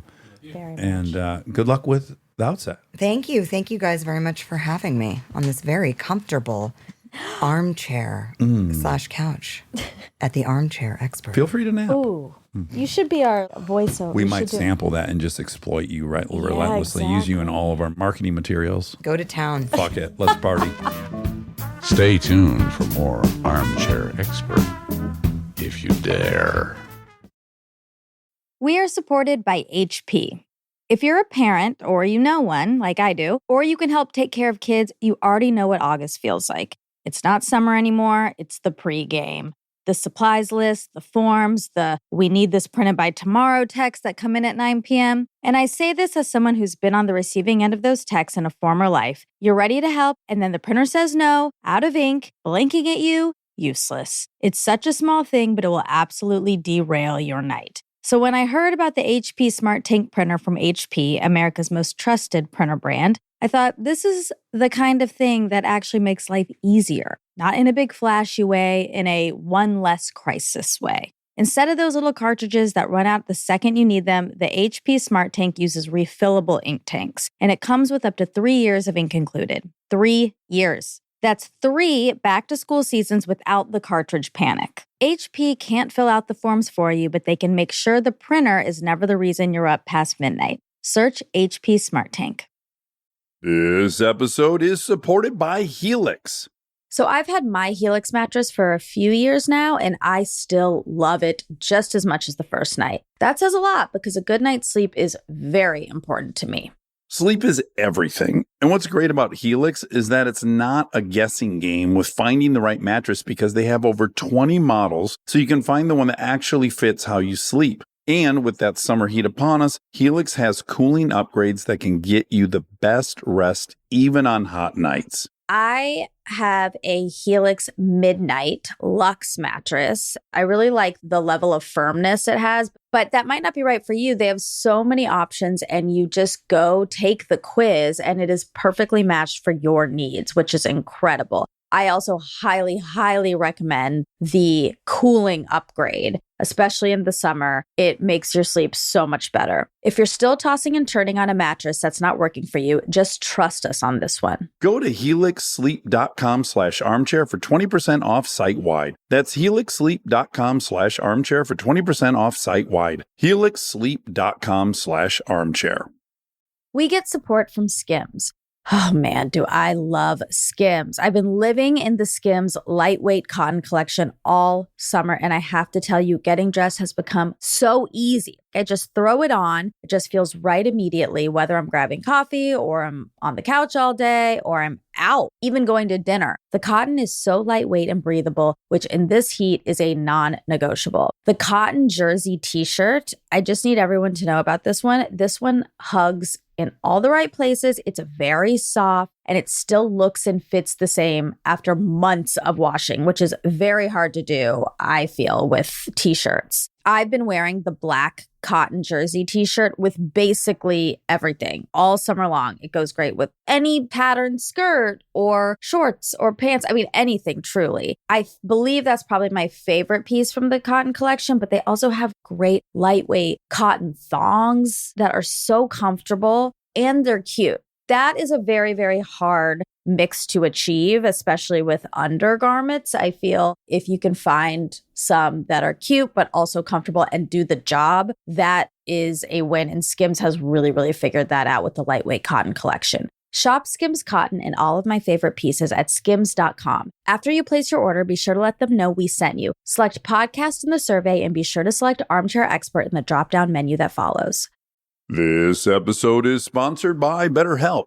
You've heard us talk about BetterHelp for a while, but I don't know that we've ever talked about how much people love this service when they use it. BetterHelp has an average live therapy session rating of 4.9 out of 5 based on over 1.7 million client session reviews. And you can check out the reviews yourself at betterhelp.com/reviews to see how much they love BetterHelp. Knowing that kind of service feedback from real people speaks for itself. I'm a huge proponent of therapy, as we've talked about before. I've learned so many things about myself that I believe truly only an outside, objective person could help me come to. BetterHelp makes it easy to get started. Answer a few questions, get matched with a therapist based on your needs, and switch therapists at any time if it's not the right fit. See the reviews, see what stands out, and see if BetterHelp is right for you. Visit betterhelp.com/Dax. That's betterhelp.com/Dax. And now my favorite part of the show, the fact check with my soulmate, Monica Padman. Happy birthday. Happy birthday to you. It's your birthday. It is? This is our 500th episode. Oh, this is the fact check for it. Yeah. Wobby, I rarely say this. I'm a little loud in my own head. Oh, it's because Monica was sitting there and she's a little quiet. Oh, right. So the mic That makes volume. sense. Yeah. Okay, that's the right level. You should do Wobby, Focus Pullers movies and shows. They have the wheel they spin, and then they put a piece of tape where the person's going to land. And then Yeah, I know where you guys go. Are we between the two marked, of or you just memorize I the just number? memorize it at this Oh, point. I'd like a little piece of tape so you could do it really quick. Oh, wow. Rack focus, rack focus, rack focus. My angle, I don't know that the tape would help for where yours goes back to. Okay, we'd have to maybe put it on angle, optical illusion. Wow. Bob's your uncle. Some mirrors, maybe. Anyway, it's your birthday. It's our birthday. It's your birthday. It's the addict's birthday. Half a century. It's Bobby Bob's birthday. We did it. We did it. We turned 500. We turned 500. It's so rare. So rare. Very few people make it to 500. I know. I'm really proud of us. I'm really proud of you and you. I'm proud of you, and Wobby Wob, I'm proud of you. Proud of you guys, too. So fun. What a 500. ride. What a ride. And- it is the old, not to hang it on some corny proverb, but I will say, TGIF. I'll say TGIF, I'll say TGIM. What do they say? Uh-oh. The journey to the top of a mountain starts with one step, or something like that. What's the old proverb? Sisyphusian. Sisyphusian task satisfies liberal arts education. What I'm saying is, Yeah. I don't think you or I could have thought, well, we're going to go do 500. A, that'd be overwhelming. B, who's going to be on this show? That's right. The same 9 people, 100 times a piece. But it is kind of shocking, like one episode at a time. There's some, I guess that's what I'm trying to There get is at. a takeaway there. Just don't know how to articulate it. But I do- We've stopped learning how to speak over the past That's right. 500 episodes. we used everything up in the tank. But yeah, I guess I'm just overwhelmed with the notion that we have done so many. Me too. And yet it did not feel like so many at all. It's hard to believe there's even that many. I agree. Most have been this year. Okay. No, I'm kidding. I'm Ruin kidding. it. We did a lot. I'm just saying we've really put the pedal to the metal this year. You're right. We have. We'll be celebrating our 1,000th in 6 months. Yes. I guess I see what you're saying. It's ramping up exponentially. Yes. But I do think when I was with Kimmel this summer, I wish I could remember the number, but I think it was 20,000 or something like that. The episodes he's done? Yeah. It was some, what is it, Rob? It can't be that many. It was so many thousands. Oh I my thought, God. oh my God, how is he not in the Wait, grave? Really? It's just of Jimmy 5 Kimmel a Live. week for decades. Wow. Not decades, but over a decade. Almost 2,700 2,700. of Jimmy Kimmel Live. Okay, that's a lot different. I blew that. Your fast math skills are also deteriorating. Yeah, yep. Well, I'm getting older right in front of everyone's eyes. No. 3,000 You're getting episodes, younger. though. I'm getting younger in heart and spirit. Yeah. Can I tell you something? Yes. It's been 1 week exactly Since I got touched by the Lord. Oh, by the unhoused. Yeah. And any other run-ins? No. Like, that's a new marker in my life, you know? Days in between light assaults. Yeah. Yeah. I can't call it an assault. No, that's why I said light. Yeah. Flirty assault? No, it was No. not flirty. Well, I mean, from his point of view, it was a very light touch. I don't know what he was thinking. Maybe he thought he was in a steamy shower and was writing on the glass in the steam. Oh my God. Because when you described it, it felt like that's kind of the pressure he went across your back. Like he was trying to make very a light. straight line. It's like, remember that game you'd play where you put your arm out Uh-huh. and then you have somebody, You have your eyes closed. you have your eyes closed. Oh, wow. And then you have somebody go really slowly with their finger all the way up your arm. And you're supposed to say stop when it hits When you think it's in the crook of the crease. the crease. Yeah. And you're always about 7 inches short. Yeah, it's such a fun game. I know. And even when you try to I'd be like, okay, well, here's the thing. I know how this works. I always say stop 3 inches shy. So I'm going to go way beyond. I'm going to wait till I feel them up on my bicep. Yeah. And even then, at best, I've gotten them in the crook. Yeah. Yeah. Should we play it right now? We can play it. Okay. Real do time? it. Okay, hold on. It's like, are you nervous? What's that? Ew, Rob, that sounds like a gross game. You ready? It wasn't great. Okay, I'm ready. Oh, it's so light. Like a homeless man. Scary. Liz. No! No, that scared me. You can't say Liz when you're lightly touching me.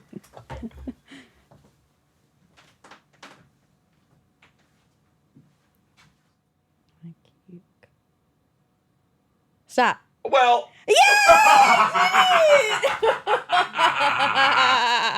Were you cheating though? No, I wasn't. Cheating in that you did think I was in your crook, but you're like, I'm not going to say Yeah, it. like what you just Oh, like. okay. But had you done it when you thought you were going to do it, would it have been earlier? Yeah, I have Okay. a pretend crease Uh-huh. right here. Okay. And So I thought it then, but I Okay. kept going and I won. and you won. Well, that was fun. Man, this show's gone off the rails. It has. Well, it's like someone said, you guys are scraping the bottom of the barrel for your content. Someone commented today on the poop post. Nuh-uh. Yeah. I blocked him. Don't Okay. worry. Also, what does that even mean? It means they don't like poop. Oh, Here's an interesting thing. Thought about it this morning a bunch. There was very few. There were some people that were like, Enough I don't poop. know much. Yeah, Okay. poop. I think it's great if you don't like any poop stories. yeah. What I don't relate to is I don't like something, so I want other people to not like it. Sure. People love fish. God, do they love it? Eating Flaky fish, Ooh, love cooked it. fish. You in particular. Smelly, Cooking it. stinky. Yes. Ruining your apartment with it. There's got to be really good fish Instagram accounts. People like Traeger grills, right? Like if you like meat being cooked, Yeah. you follow Traeger grills, you're going to see all these beautiful cuts of meat get smoked and then they cut them. It's very sexual. Yeah. Surely that exists for fish. Yeah. I don't know about it, but it must. Yeah. If I started trolling those pages, like fish is absolutely disgusting and it stinks. Yeah. I'd be upset. I mean, what am I doing? Yeah. Those people love fish. Exactly. You're Don't yucking yuck my them out. yeah. Don't yuck your nose. Maybe we did poop too close to each other. We only do it once a month. We skipped it this next month. We don't That's even have it right. next We month. don't even have it next Oh, month. poopless month. Huh. Aaron, this could have only meant one thing. Okay. Aaron wrote, you need to do a story about people pooping their pants while driving. Which I could have only interpreted as he clearly just pooped his pants while driving. That course. has to be what that meant, right? Well, that's really interesting because two things. One, I think that's one of the most common places too, because you're hurrying home. Yep. You're in route pedal to to the metal. bathroom. Yeah. And so I think that's common. Also, Nick Kroll, Yeah. old friend of the pod, probably episode 19. Yeah. He has a new special out. Did you watch it? I did. I really liked it. Okay. Yes, I liked it a lot, actually. But he talks about poop a few times, and there's a poop pants story in the car. Oh, there is. Yeah. The only problem with Pootie in the car, low stakes. What makes any of these stories great is the second and third parties You're right. involved. You're the right. stress of trying to hide it. Yeah. When you're in your car, I mean, truly, who cares? Other Well, than, I he- hope this isn't in my seat. I mean, you could have people in your car. Yes, that's But- rough. And what are you going to pull over and act like you? Well, I had that actually. My most recent one, if you recall, was I was taking the girls to go see Aunt TT. I just said Aunt TT. I know, I that don't was say that. so weird, Aunt yeah. TT. You also you don't say aunt. I don't. But I wanted the listeners to know. I was taking them to see my sister Carly play softball. Yeah. I had to pee so bad. Yeah. Yes. And then I pulled over in an alley right before we got to the park. Yeah. And I was peeing in an alley. And I farted while I was peeing. And then Pooped your oopsies. pants. Yeah. So I needed to like clean myself in the alley. Yeah. And right when I started that process, a woman in her backyard That's right. started screaming, "What are you doing? Get out of there. What are you doing?" Well, and to be fair, you had your pants down and you were cleaning Yeah. up poop. Yes. In her backyard. Yeah. Yeah. Two things. She had the moral high ground for sure. Okay. Yeah. Second thing, she was on me like the second I was in that alley, she was out of her house.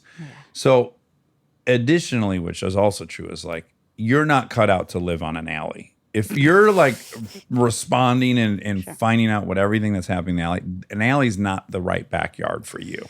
She was too vigilant to live on an alley. Sometimes in Los Angeles, real estate is tricky. It is. You don't always get to pick if you're in No. an alley or not. No. I mean, my apartment, there's a little alley. Would you You call have a it that? footpath. You have a footpath. And you haven't caught anyone really out there other than, Yeah, no, I have a neighbor out there. right, you have your neighbor, a heavy smoker. Yep. Seemingly nice guy, I guess. Yeah, he seems from nice. what we know. Yeah. Yeah. Also could be a killer.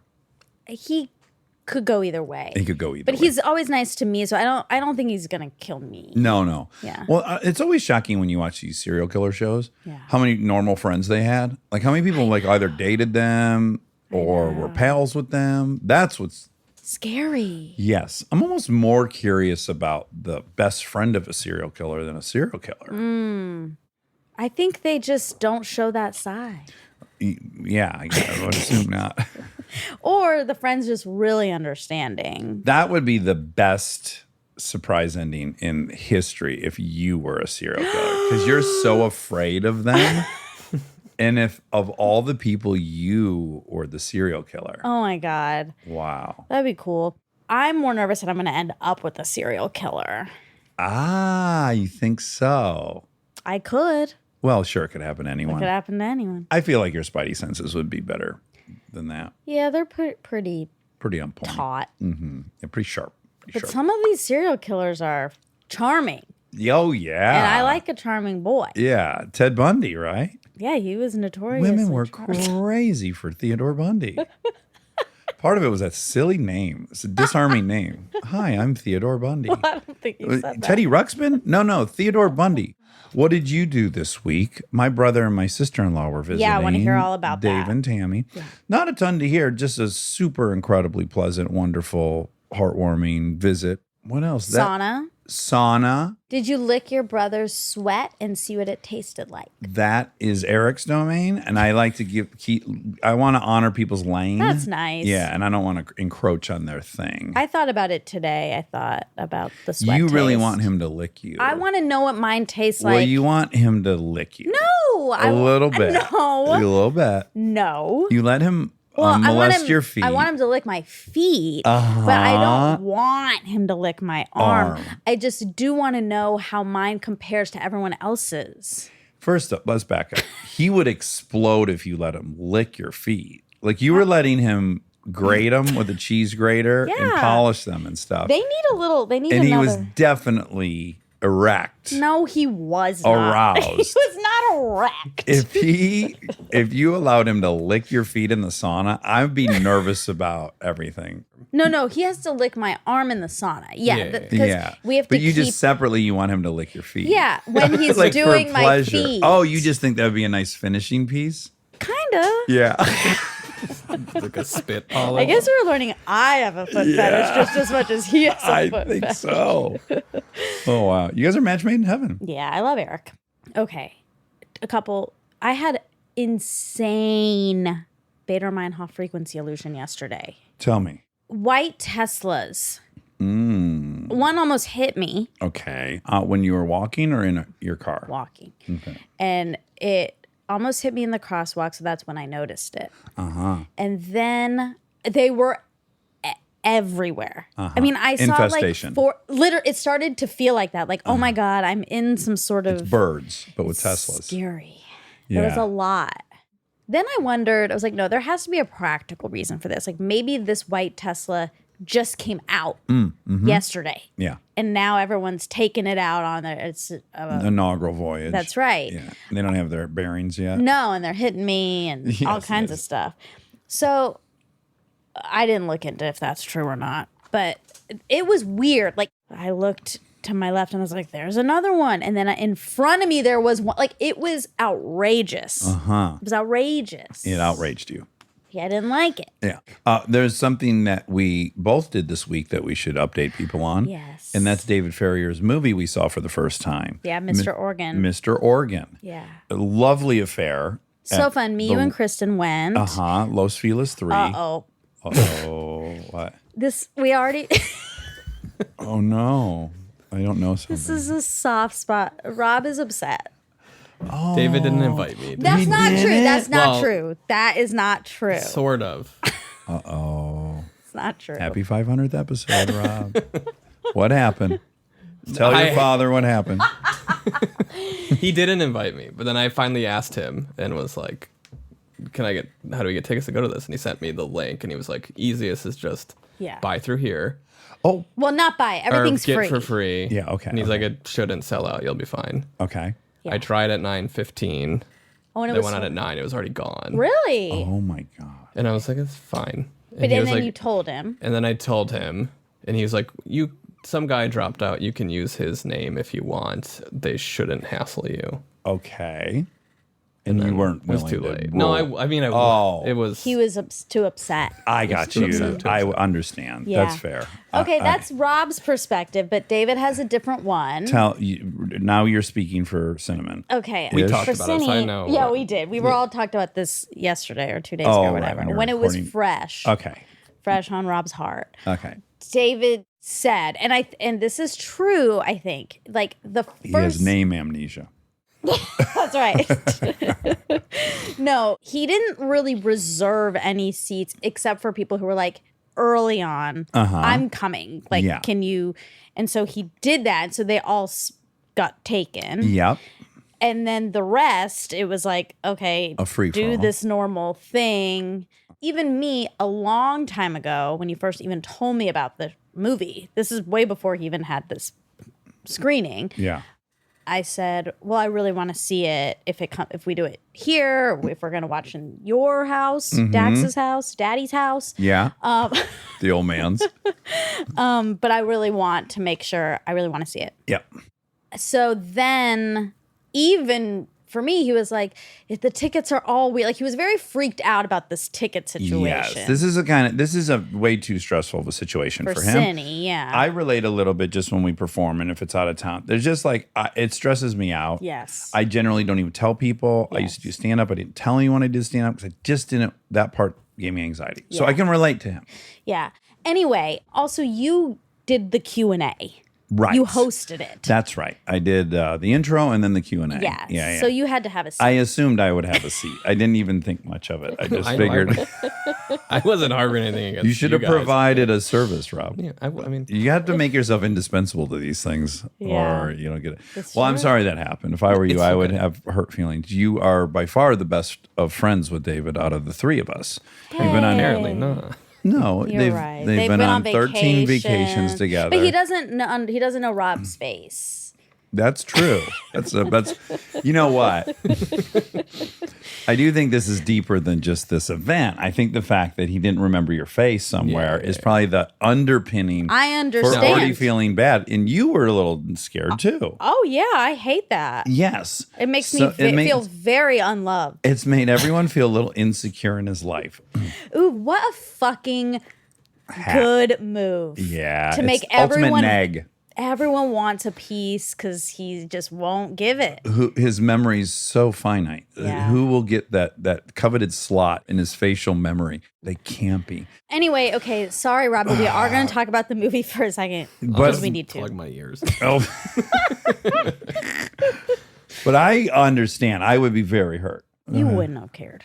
I wouldn't know. I know. It's Like, I different wanna- personality. But it was more like, see you guys all there tonight. Yeah, that's Oh, Dax's Envy him. fault. That's I know. I don't brutal. blame you, but it was like, Well, I assumed that Cindy had invited you I and feel secured itchy you a right seat. now, Of 'cause- course, it's very. Look, these are only tricky situations in life between two friends. sons.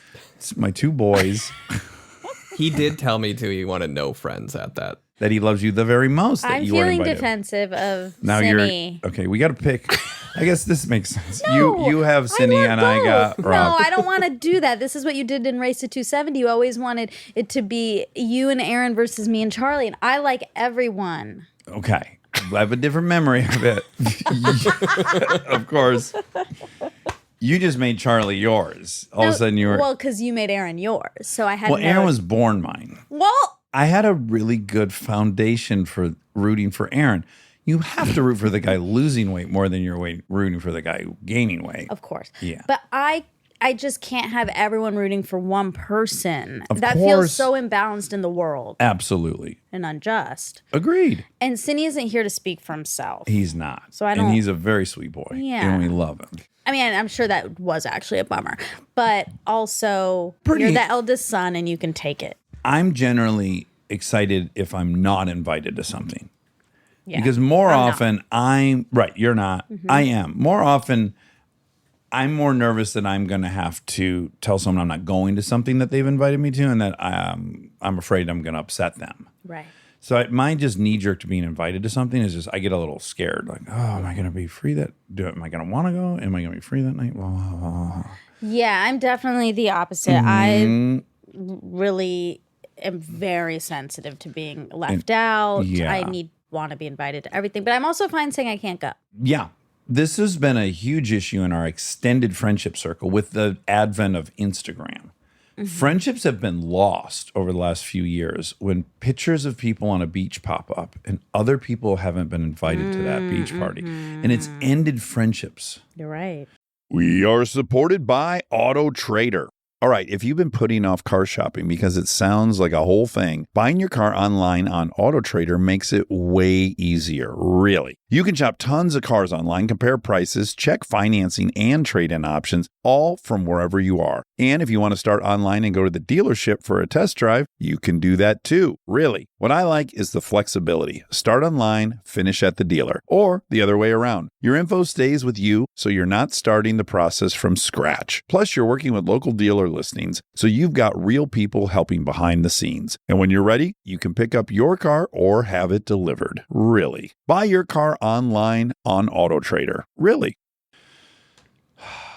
Yeah, you're right. We all take stuff really personally. Yeah, we all have our own stuff we come in with. There's reasons underneath. Yeah. Back to Cindy's movie. Yes. On to the actual thing we were going to talk about. Yes, I was so proud of him. Yes. You wrote a beautiful post about him. Yeah. Yes. And he is so deserving. Yes. Tell me why you're so proud. I don't know. I mean, I know you don't like pride, right? You like it when I'm proud of you, though. Yeah, right? yeah. But you, I just think saying you're proud of someone is a potentially dicey statement because it kind of elevates you above the person. Like you're in a position to dole out proud. It's kind of parental. Got it. That's not the kind I feel. I know that. Yeah. I'm But it's clear good on for us yours, to- but I do know sometimes I've heard people that like barely know Kristen say they're proud of her for Frozen. I'm like, I don't know that that's your position. Like, Yeah. that's a weird that. compliment. Just say like you loved it or you're happy for her, but you're proud of her. it does imply a certain relationship that might not be there. And if a guy says it to a girl, it's different, potentially. It's a little patriarchal. Oh, but I like it when you are proud of me. Yes, but again, we have a very... But you are my dad? Yes, and we have a long relationship where Yeah. would never call it that, but mentoring on some levels over the years. Yeah. No. Yeah. For me, there's not like a word. I mean, there's just a closeness. Yeah, That, I'm your dad, your sweet father. Yeah, well, my dad says it, obviously. That's what you the want. only person I need it really from. Yeah, for sure. But anyway, there's multiple relationships in life where you can be like, I get You've so proud warmed of me Callie. to it. I never would even say it because it's triggering to me. Yeah. But I've warmed to it. When I was watching it, is kind of what I said in the post. I was like, oh my God, I forget. Like, That I he makes forget movies. that Dave, not that he makes movies, that he's so smart and interesting and compelling and Unique. so unique. Oh, he's such a unicorn. Yeah, and He when you're is. around someone all the time, it's really easy to forget because they're just in your life. You know what it is? This is the analogy I'd make. You're best friends with Hannah Montana, Okay. and then every now and then you end up at Miley Cyrus's concert, Oh, okay. and you're like, "Oh my God, that's right. She's also Miley Cyrus." Yeah, that's true. Yeah. Yeah. No, yeah. Yeah. And so I didn't feel proud of him, but I felt proud to know him. Right. Like, I think you were going like, oh, if I didn't know anybody and I went and saw this movie, I would be so interested in this person. Yes. And they're my friend. Yeah. And I get to be friends with this person. Yes. Yes. That's sort of what it was. Yeah. And he did such a good job and he cries in the movie. Oh, I forgot you would like that so much. Of course. It really broke Did my you heart. get a little I don't want to talk hard? about it. I wanted to take care of that boy. Yes, of Of course. course I did. So on that same front, first and foremost, I loved the movie. Yeah. I know. He's doing such original stuff. I am very protective of him. Yeah. He is my son. Yeah. So I was also fucking frustrated. Like, if I watched a movie where you were getting shoved for 2 hours, I almost couldn't enjoy it because I need to get involved. Yeah. I felt that I was like, this is going to make Dax crazy. I wanted to get in these conversations and go, shut up. Shut the fuck up, okay? That's you my stop son. talking. You're not making any sense. You've convinced yourself you're making sense because you're using words endlessly ad nauseum and you think it's adding up to something. It's not. Yeah. So shut the fuck up. Yeah. This boy here is so much smarter than you. Yeah. And he's taller and handsomer than you, too. And that's why you're in love with him. And that's the only thing I like about you is that you're in love with Cindy. Because let's fill people in. Yeah. There's a story about this very strange man in New Zealand Yeah. who makes headlines because he and the woman that owns this antique store decide to start putting boots on people's cars when they park in their parking lot after hours, operating hours. Yeah. And they're charging people $700 to get the boot off. So it's a total Racket. Great use of the word. That's really a racket. Mm-hmm. David starts writing articles about this guy, exposing him. It becomes kind of a big becomes huge in New Zealand. Yeah. To the point where they pass a fucking bill in their Congress Yeah. to address this. So David really causes some heat for these two. Yeah. They end up getting rid of their store.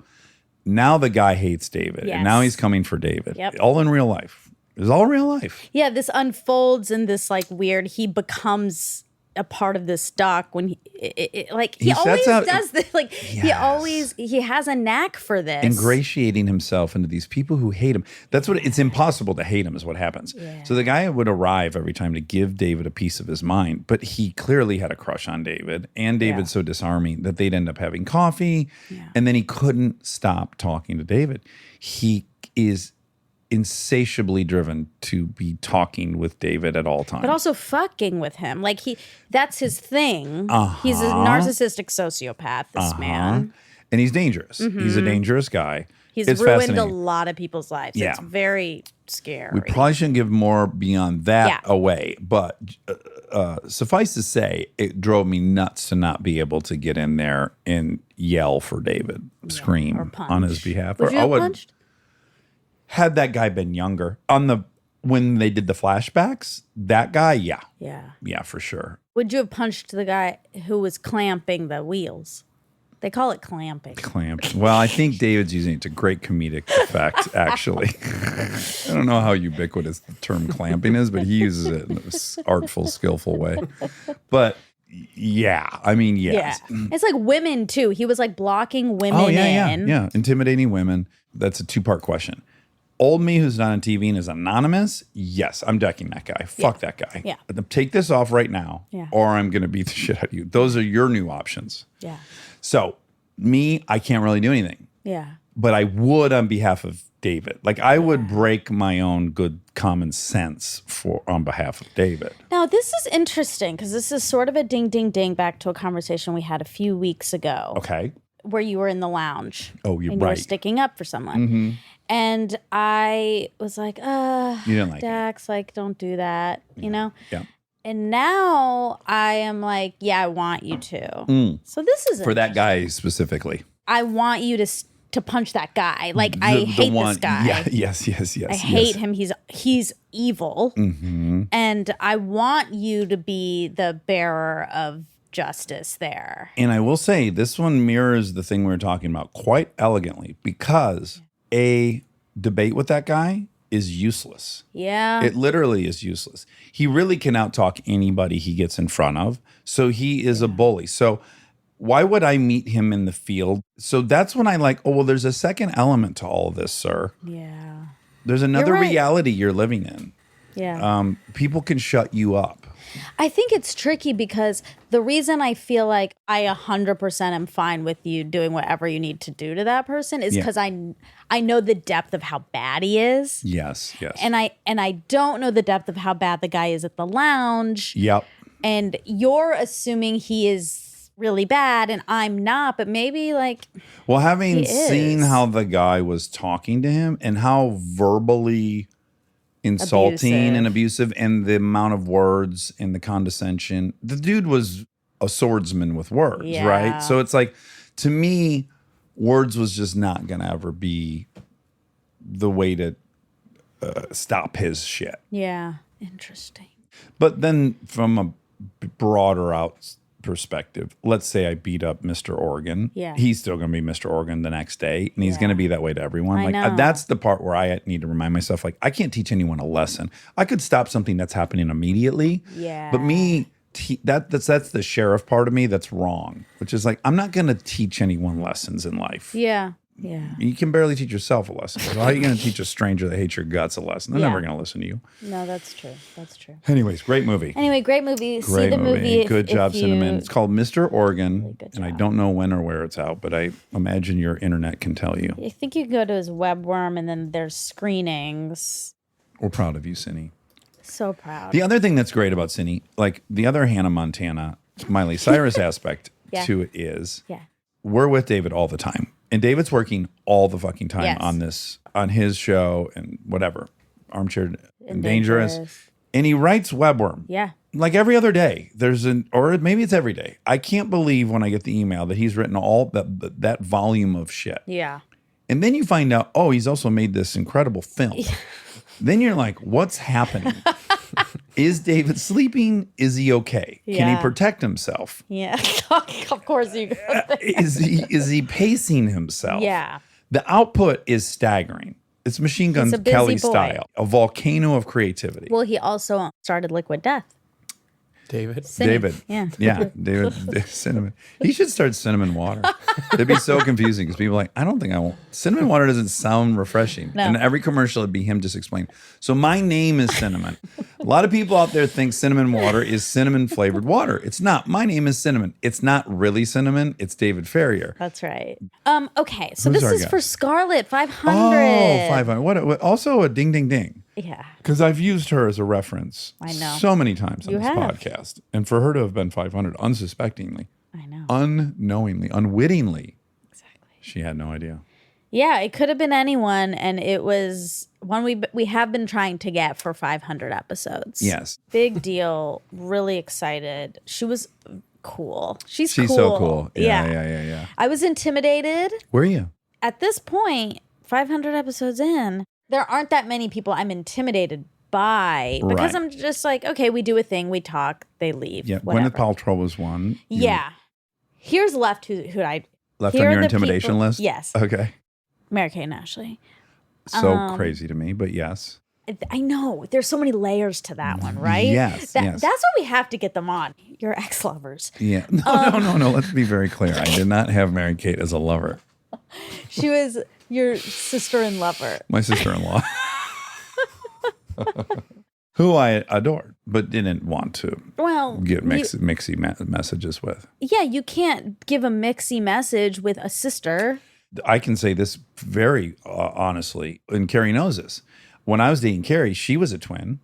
Oh, she is a twin. She was a twin. But Carrie's twin sister. You had mixed messies?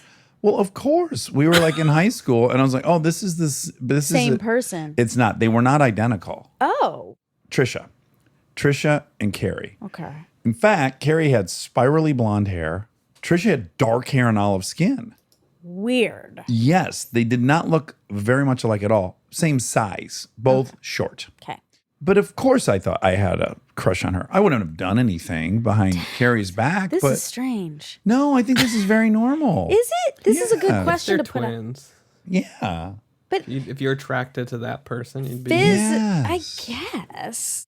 I guess I just wonder, like, if you're one of these women, how do you feel? Are you like, it's fine that you're now dating my sister? I don't know. The twins are also, they have a bond that none of us can relate to. That's right. So in the ways that I've had friends that I was on a little bit of alert with, that they were trying to be with my girl. Mm-hmm. I know who you're talking about. Well, there's been more than one. Okay, well. Yeah, but yes. Mm-hmm. I'm so close to Aaron. Yeah. I've never had that thought. And even if I had caught Aaron having some affair with one of my girlfriends, I don't think it would have angered me that much. Really? I don't think so. Really? I just love them. And if I loved the person, I could see myself being oddly happy for both of them. I've said this to you a bunch of times about like Nate Tuck. I've always felt that way about Nate Tuck too. You Like if I have. walked in and found Nate Tuck having sex with Kristen, I would think, good for Nate Tuck. I know. It's weird. I mean, I like it's I think it's admirable, but it's weird because here's the thing. If I'm Kristen and we're married Yeah. and you say to me, Yeah. if you have an affair with Nate, like I don't care, I think I would feel like, oh, you don't care. If I have About affairs, there's an arrogance to it. Like that I can own. But like, don't you think I'm you not- want a little? I know we've talked about this, but like a But little let's get into it. jealousy, I like it. little bit of possession. Which, when I say that word, that's a really bad word. Like that's bad. But that could be, I think we should resist saying bad and good. Okay. I think there's just like a feelings. range of feelings humans have, and they feel possessive over things. And Yeah. I don't think we can call that good or bad. I think it's natural. Yeah. And look, it's arrogance. Yeah. Because we've seen the time where Mike Schur is the guy We love for Mike. me that I said openly in front of him. That would be the only person, like if I walk in and see Mike Schur and Kristen having sex, I'm like, well, they're probably In going to move love. off into the sunset without me. because of the love portion. Yes, because he has something I can't compete with or provide or occupy for her. Yeah. Aaron and I are so similar. It's like it's not like, you know what I'm saying? I mean, we're not, we are, No, we're not. you're not. Okay. You're not interchangeable people. We're not at all. We're not at all. But it's not like he's a world-class scientist. Do you know what I'm saying? We're both kind of dumb, funny guys. If you kind of like us, it's so weird to say because I guess he would be violating my trust by having sex with Kristen. Mm-hmm. But in some weird way, I trust him so much with my heart and my feelings that I would never interpret it as personal to me or an attack on me or an attempt to steal from me or you know what? I would be able to see it for what it really was. Like he was horny, she was willing. There they are. I would not feel any of the betrayal But you would. because I have so much safety in how much I think he loves me. And how much she does. So, Yes. yes, you feel very safe in those relationships that even if that was happening, I maybe, would chalk it up to like an adventure they both took. right, and maybe you And not a betrayal. feel neither of them are going to leave me. Right. Yeah.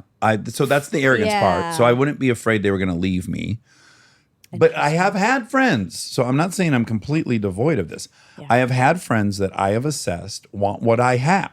If I've had friends that I've evaluated have some envy in me, then that becomes a whole different scenario for me. Then it feels nefarious and calculated, and Interesting. but it's not even to say that they would know that's what was going on. But I've had certain friends that were always inexplicably attracted to whoever I was dating. Yeah. And I don't think that was coincidental. Right. But I don't think Nate envies me one bit. I don't think Aaron envies me one bit. And I think if they ended up sleeping with Kristen, it would just be some weird adventure they all took. I don't think there'd be another layer of like, I'm secretly alphaing him.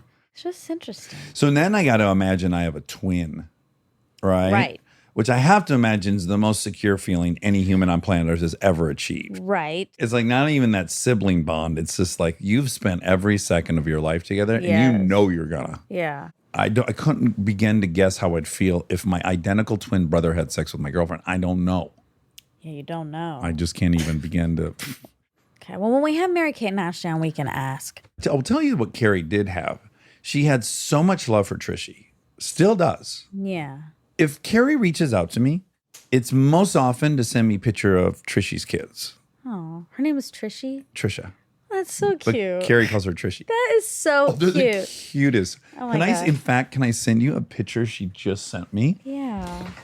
Because it was her birthday, October 2nd. So I Oh. said happy birthday to her. And you got to look at this fucking picture. Okay, now you guys got to zoom in on these two. Oh my God. This is so cute. Carrie is putting Trishy's shoes on for her. And Trishy's sitting in a chair like she's at a shoe store. Oh, wow. That is so. And they're both caught. Yes, they both totally busted. Oh, Holy fuck. adorable. Oh my God. They're so cute and they love each other so much. That's so nice. I just remember, like, even in high school, if Trishy was walking away from the pool, Carrie would always go, look how cute Trishy's butt is.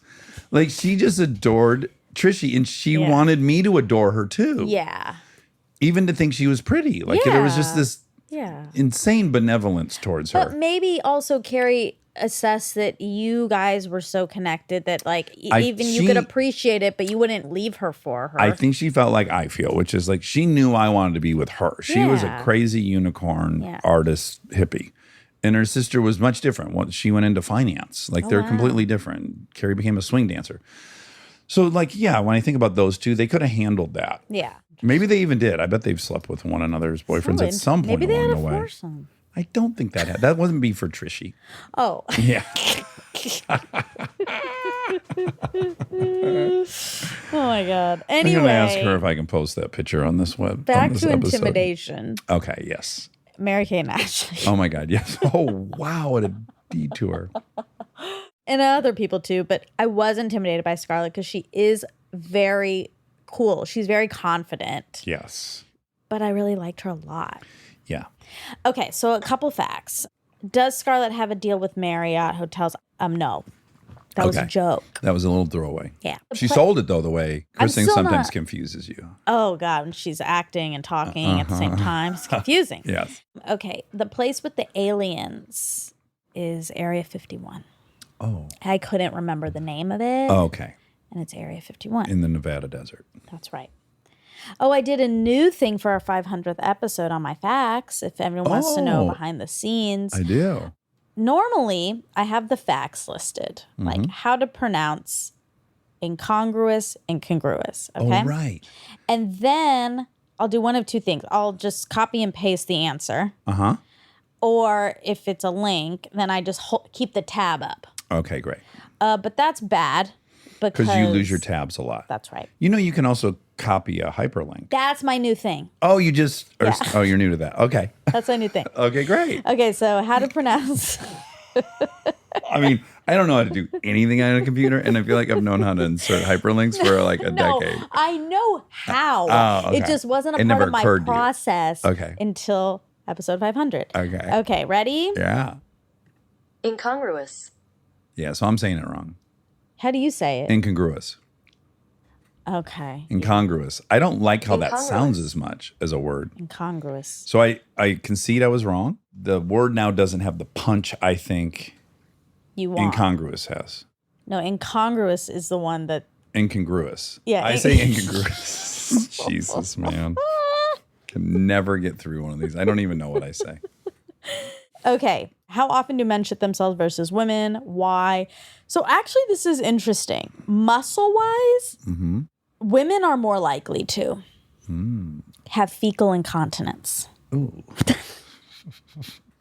Also, I like unauthorized evacuation more, but that's a runner-up. Fecal incontinence? That's the real term. That's a medical term. Common causes include diarrhea, Wow. obviously, constipation. That's counterintuitive. Well, maybe it's with the muscles. It's like maybe if you're constipated a You lot. get fatigued? Yeah. Okay. Diarrhea, constipation, and muscle or nerve damage. The muscle or nerve damage may be associated with aging or with giving birth. And if you count an episiotomy, too. Yeah. Yikes. All right. I put my hand on my heart. That means I feel you. Oh, constipation. Real, recognize real, and you're looking familiar. I always want to say to the women out there who've had the episiotomy, God bless you. For You what have? No, I don't. I can't have an episiotomy. Exactly. Wait, what did you just say? Well, I want to recognize the sacrifice they've made for their family. Oh. I don't want to just throw out episiotomy and not say, I put my hand on my heart, means I feel you. Real, recognize real, you looking familiar. But Okay? you can't say real, recognize real when you haven't had one. I can recognize real because I'm real. Okay. That's not right. I think it's Okay, listen. tomato. I learned why constipation is a cause. Chronic constipation may cause a dry, hard mass of stool, impacted stool, to form in the rectum and become too large to pass. The muscles of the rectum and intestines stretch and eventually weaken, allowing watery stool from farther up the digestive tract to move around around the impacted stool and leak out. Chronic constipation may also cause nerve damage that leads to fecal incontinence. This makes way more sense that they're saying some upriver harness gets out. Yeah. But the notion that the brick the falls out without your control seemed impossible to me. Well, doesn't that usually come like out of nowhere though? If you're constipated, you like don't know when it's gonna come. But it's so big and Yeah. hard. The dam's gonna break, and But it can't fall out. Like I don't you have think to anyone's push it gotten out. like a paving brick in their underwear. People generally are having harness. Although we have met people who are doing logs. Well, that's what's interesting about these Armchair Anonymous poop stories. A lot of times they don't sound like they're diarrhea. And No, I have harness. no understanding of this ever. Like I don't either. I've almost pooped my pants a few times and then I don't want to talk about it. Yeah, sure. So- David crying. Stop! Pooping your pants. There's a lot of hot button topics. No fly zones. If Marcel was here, he's like, oh, she's not talking about that. She doesn't want to talk about that. you just emailed me. You said cut that out. What if you started having a publicist present with us at all times?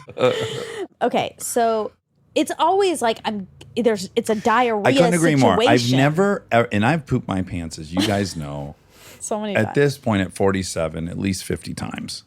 Not that many. Once a year, back when I was an addict, 3 times a year. I bet it's like 500. We got to 500 somehow. I would have never said at 18 I'm going to poop my pants 50 times by the time I'm 50 for 50.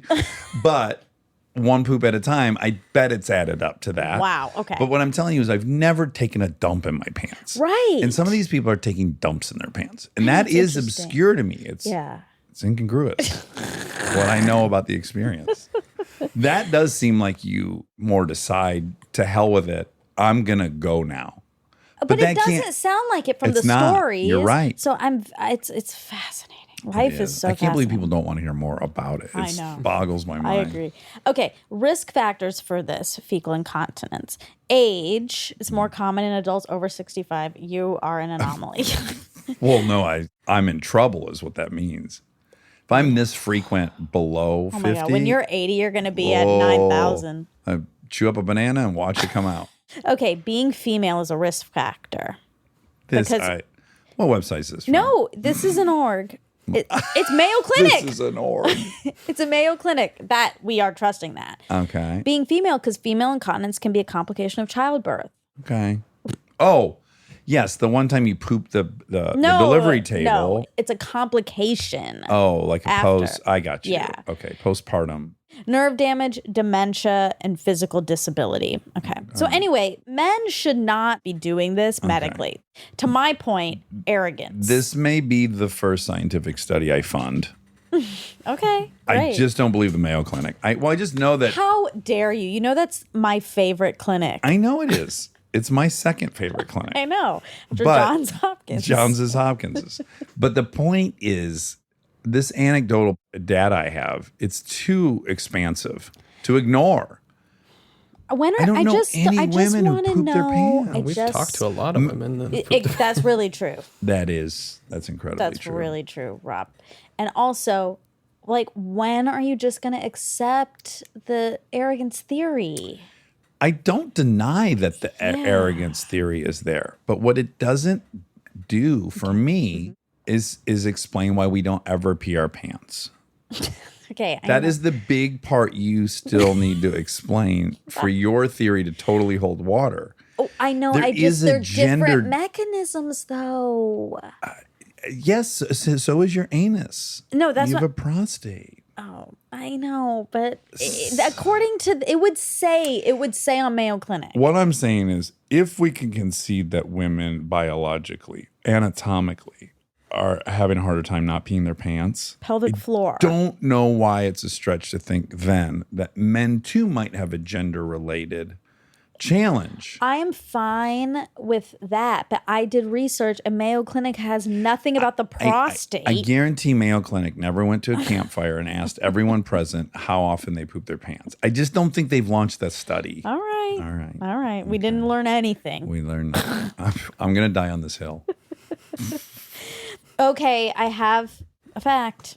Sounds like it didn't go my way. It didn't. Highest grossing star. Correct. It's not her. Who is it? Samuel L. Jackson, who she said. What's his thing? How many billions has he made? Okay, this is as of 2022, all-time top grossing actors, oh no, in the US and Canada. Is that okay? Yeah, that just means the actors that live here. Not for Copy. domestic box office, I don't think. Wait, no.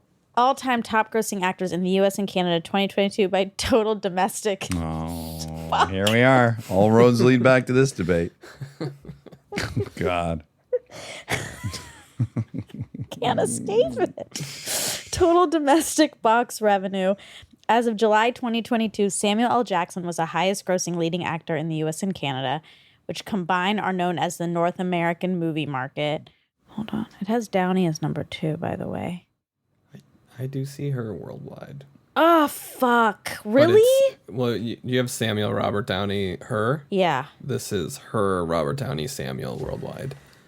Worldwide box Okay. office. So You're right. maybe. Based on the Are you on numbers- Mayo Clinic for the that data? numbers.com, which But is this like the fucking demo where it doesn't even really matter? It's what matters is the North American market? No, what I'm claiming is all movie tickets ever sold in the history of movie tickets all over the world, Yeah. she has the highest at 14.1 14.5. Oh, 14.5. Yeah. Do you think it's gone up 400 million since we interviewed her? Wait. What is Samuel L. Jackson's? He's 14.3 worldwide, but the list that you have is probably 5.7 domestic. Are you on the numbers? Yes. .org. I just searched highest international box office actors of all time, and Google's showing the Wikipedia has Scarlett, This is numbers. too. Robert Top Downey, and grossing then leading Samuel stars. Jackson. Chris Pratt, number 5. Not shocked. A lot of franchises. Wow. And there's only 2 women in this top 10. Who do you think the other woman is? Besides Scarlett, Natalie Portman. No, good guess, though. Because she's in superhero and Star Wars. That's a very good guess. I don't know. Zoe Saldana. Oh, the avatars. Yeah. Kristen's 122 on this list. Okay. Oh my God. Okay, girl. I see you. 3.48 billion. Dude. Dang, girl. Damn, woman. Where am I? Damn, B. Okay. All right. So anyway, you were right. I concede. Oh, okay. But domestic, Samuel L. Jackson. Great. On that list, that has Robert Downey and then Scarlett. Still gangster. I mean, it's crazy. Yeah. You know, She is definitely not losing her insurance. She's not losing her insurance. And I'm imagining she makes like a couple million a year on residuals. I'm sure. You're probably fine insurance-wise because of residuals, actually. Do those count towards your thing? Oh, they do? Yeah. You'll be fine.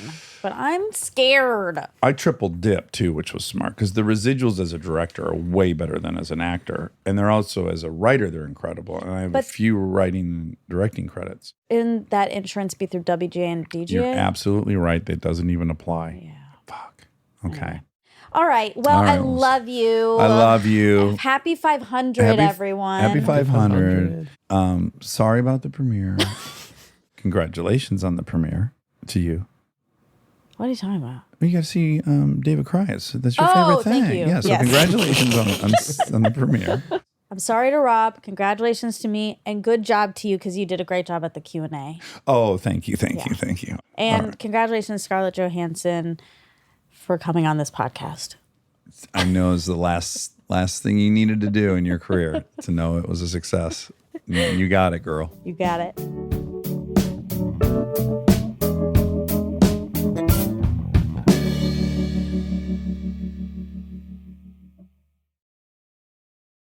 We are supported by Allstate. Checking Allstate first could save you hundreds on car insurance. Not checking that your keys are actually in your hand before you close the car door. Have you ever stood in a parking lot full of sun staring at your keys sitting right there on the seat 4 inches away and completely useless to you? It's a very specific kind of humbling. Yeah. Checking first is a good idea. So check Allstate first for an auto quote. It could save you hundreds. And for fast, reliable help when you need it, add an Allstate roadside plan today. You're in good hands with Allstate. Potential savings vary. Insurance and roadside assistance plans are subject to terms, conditions, and availability. Insurance provided by Allstate North American Insurance Company, Northbrook, Illinois. Roadside assistance plans provided by Allstate Motor Club, Incorporated, an Allstate affiliate.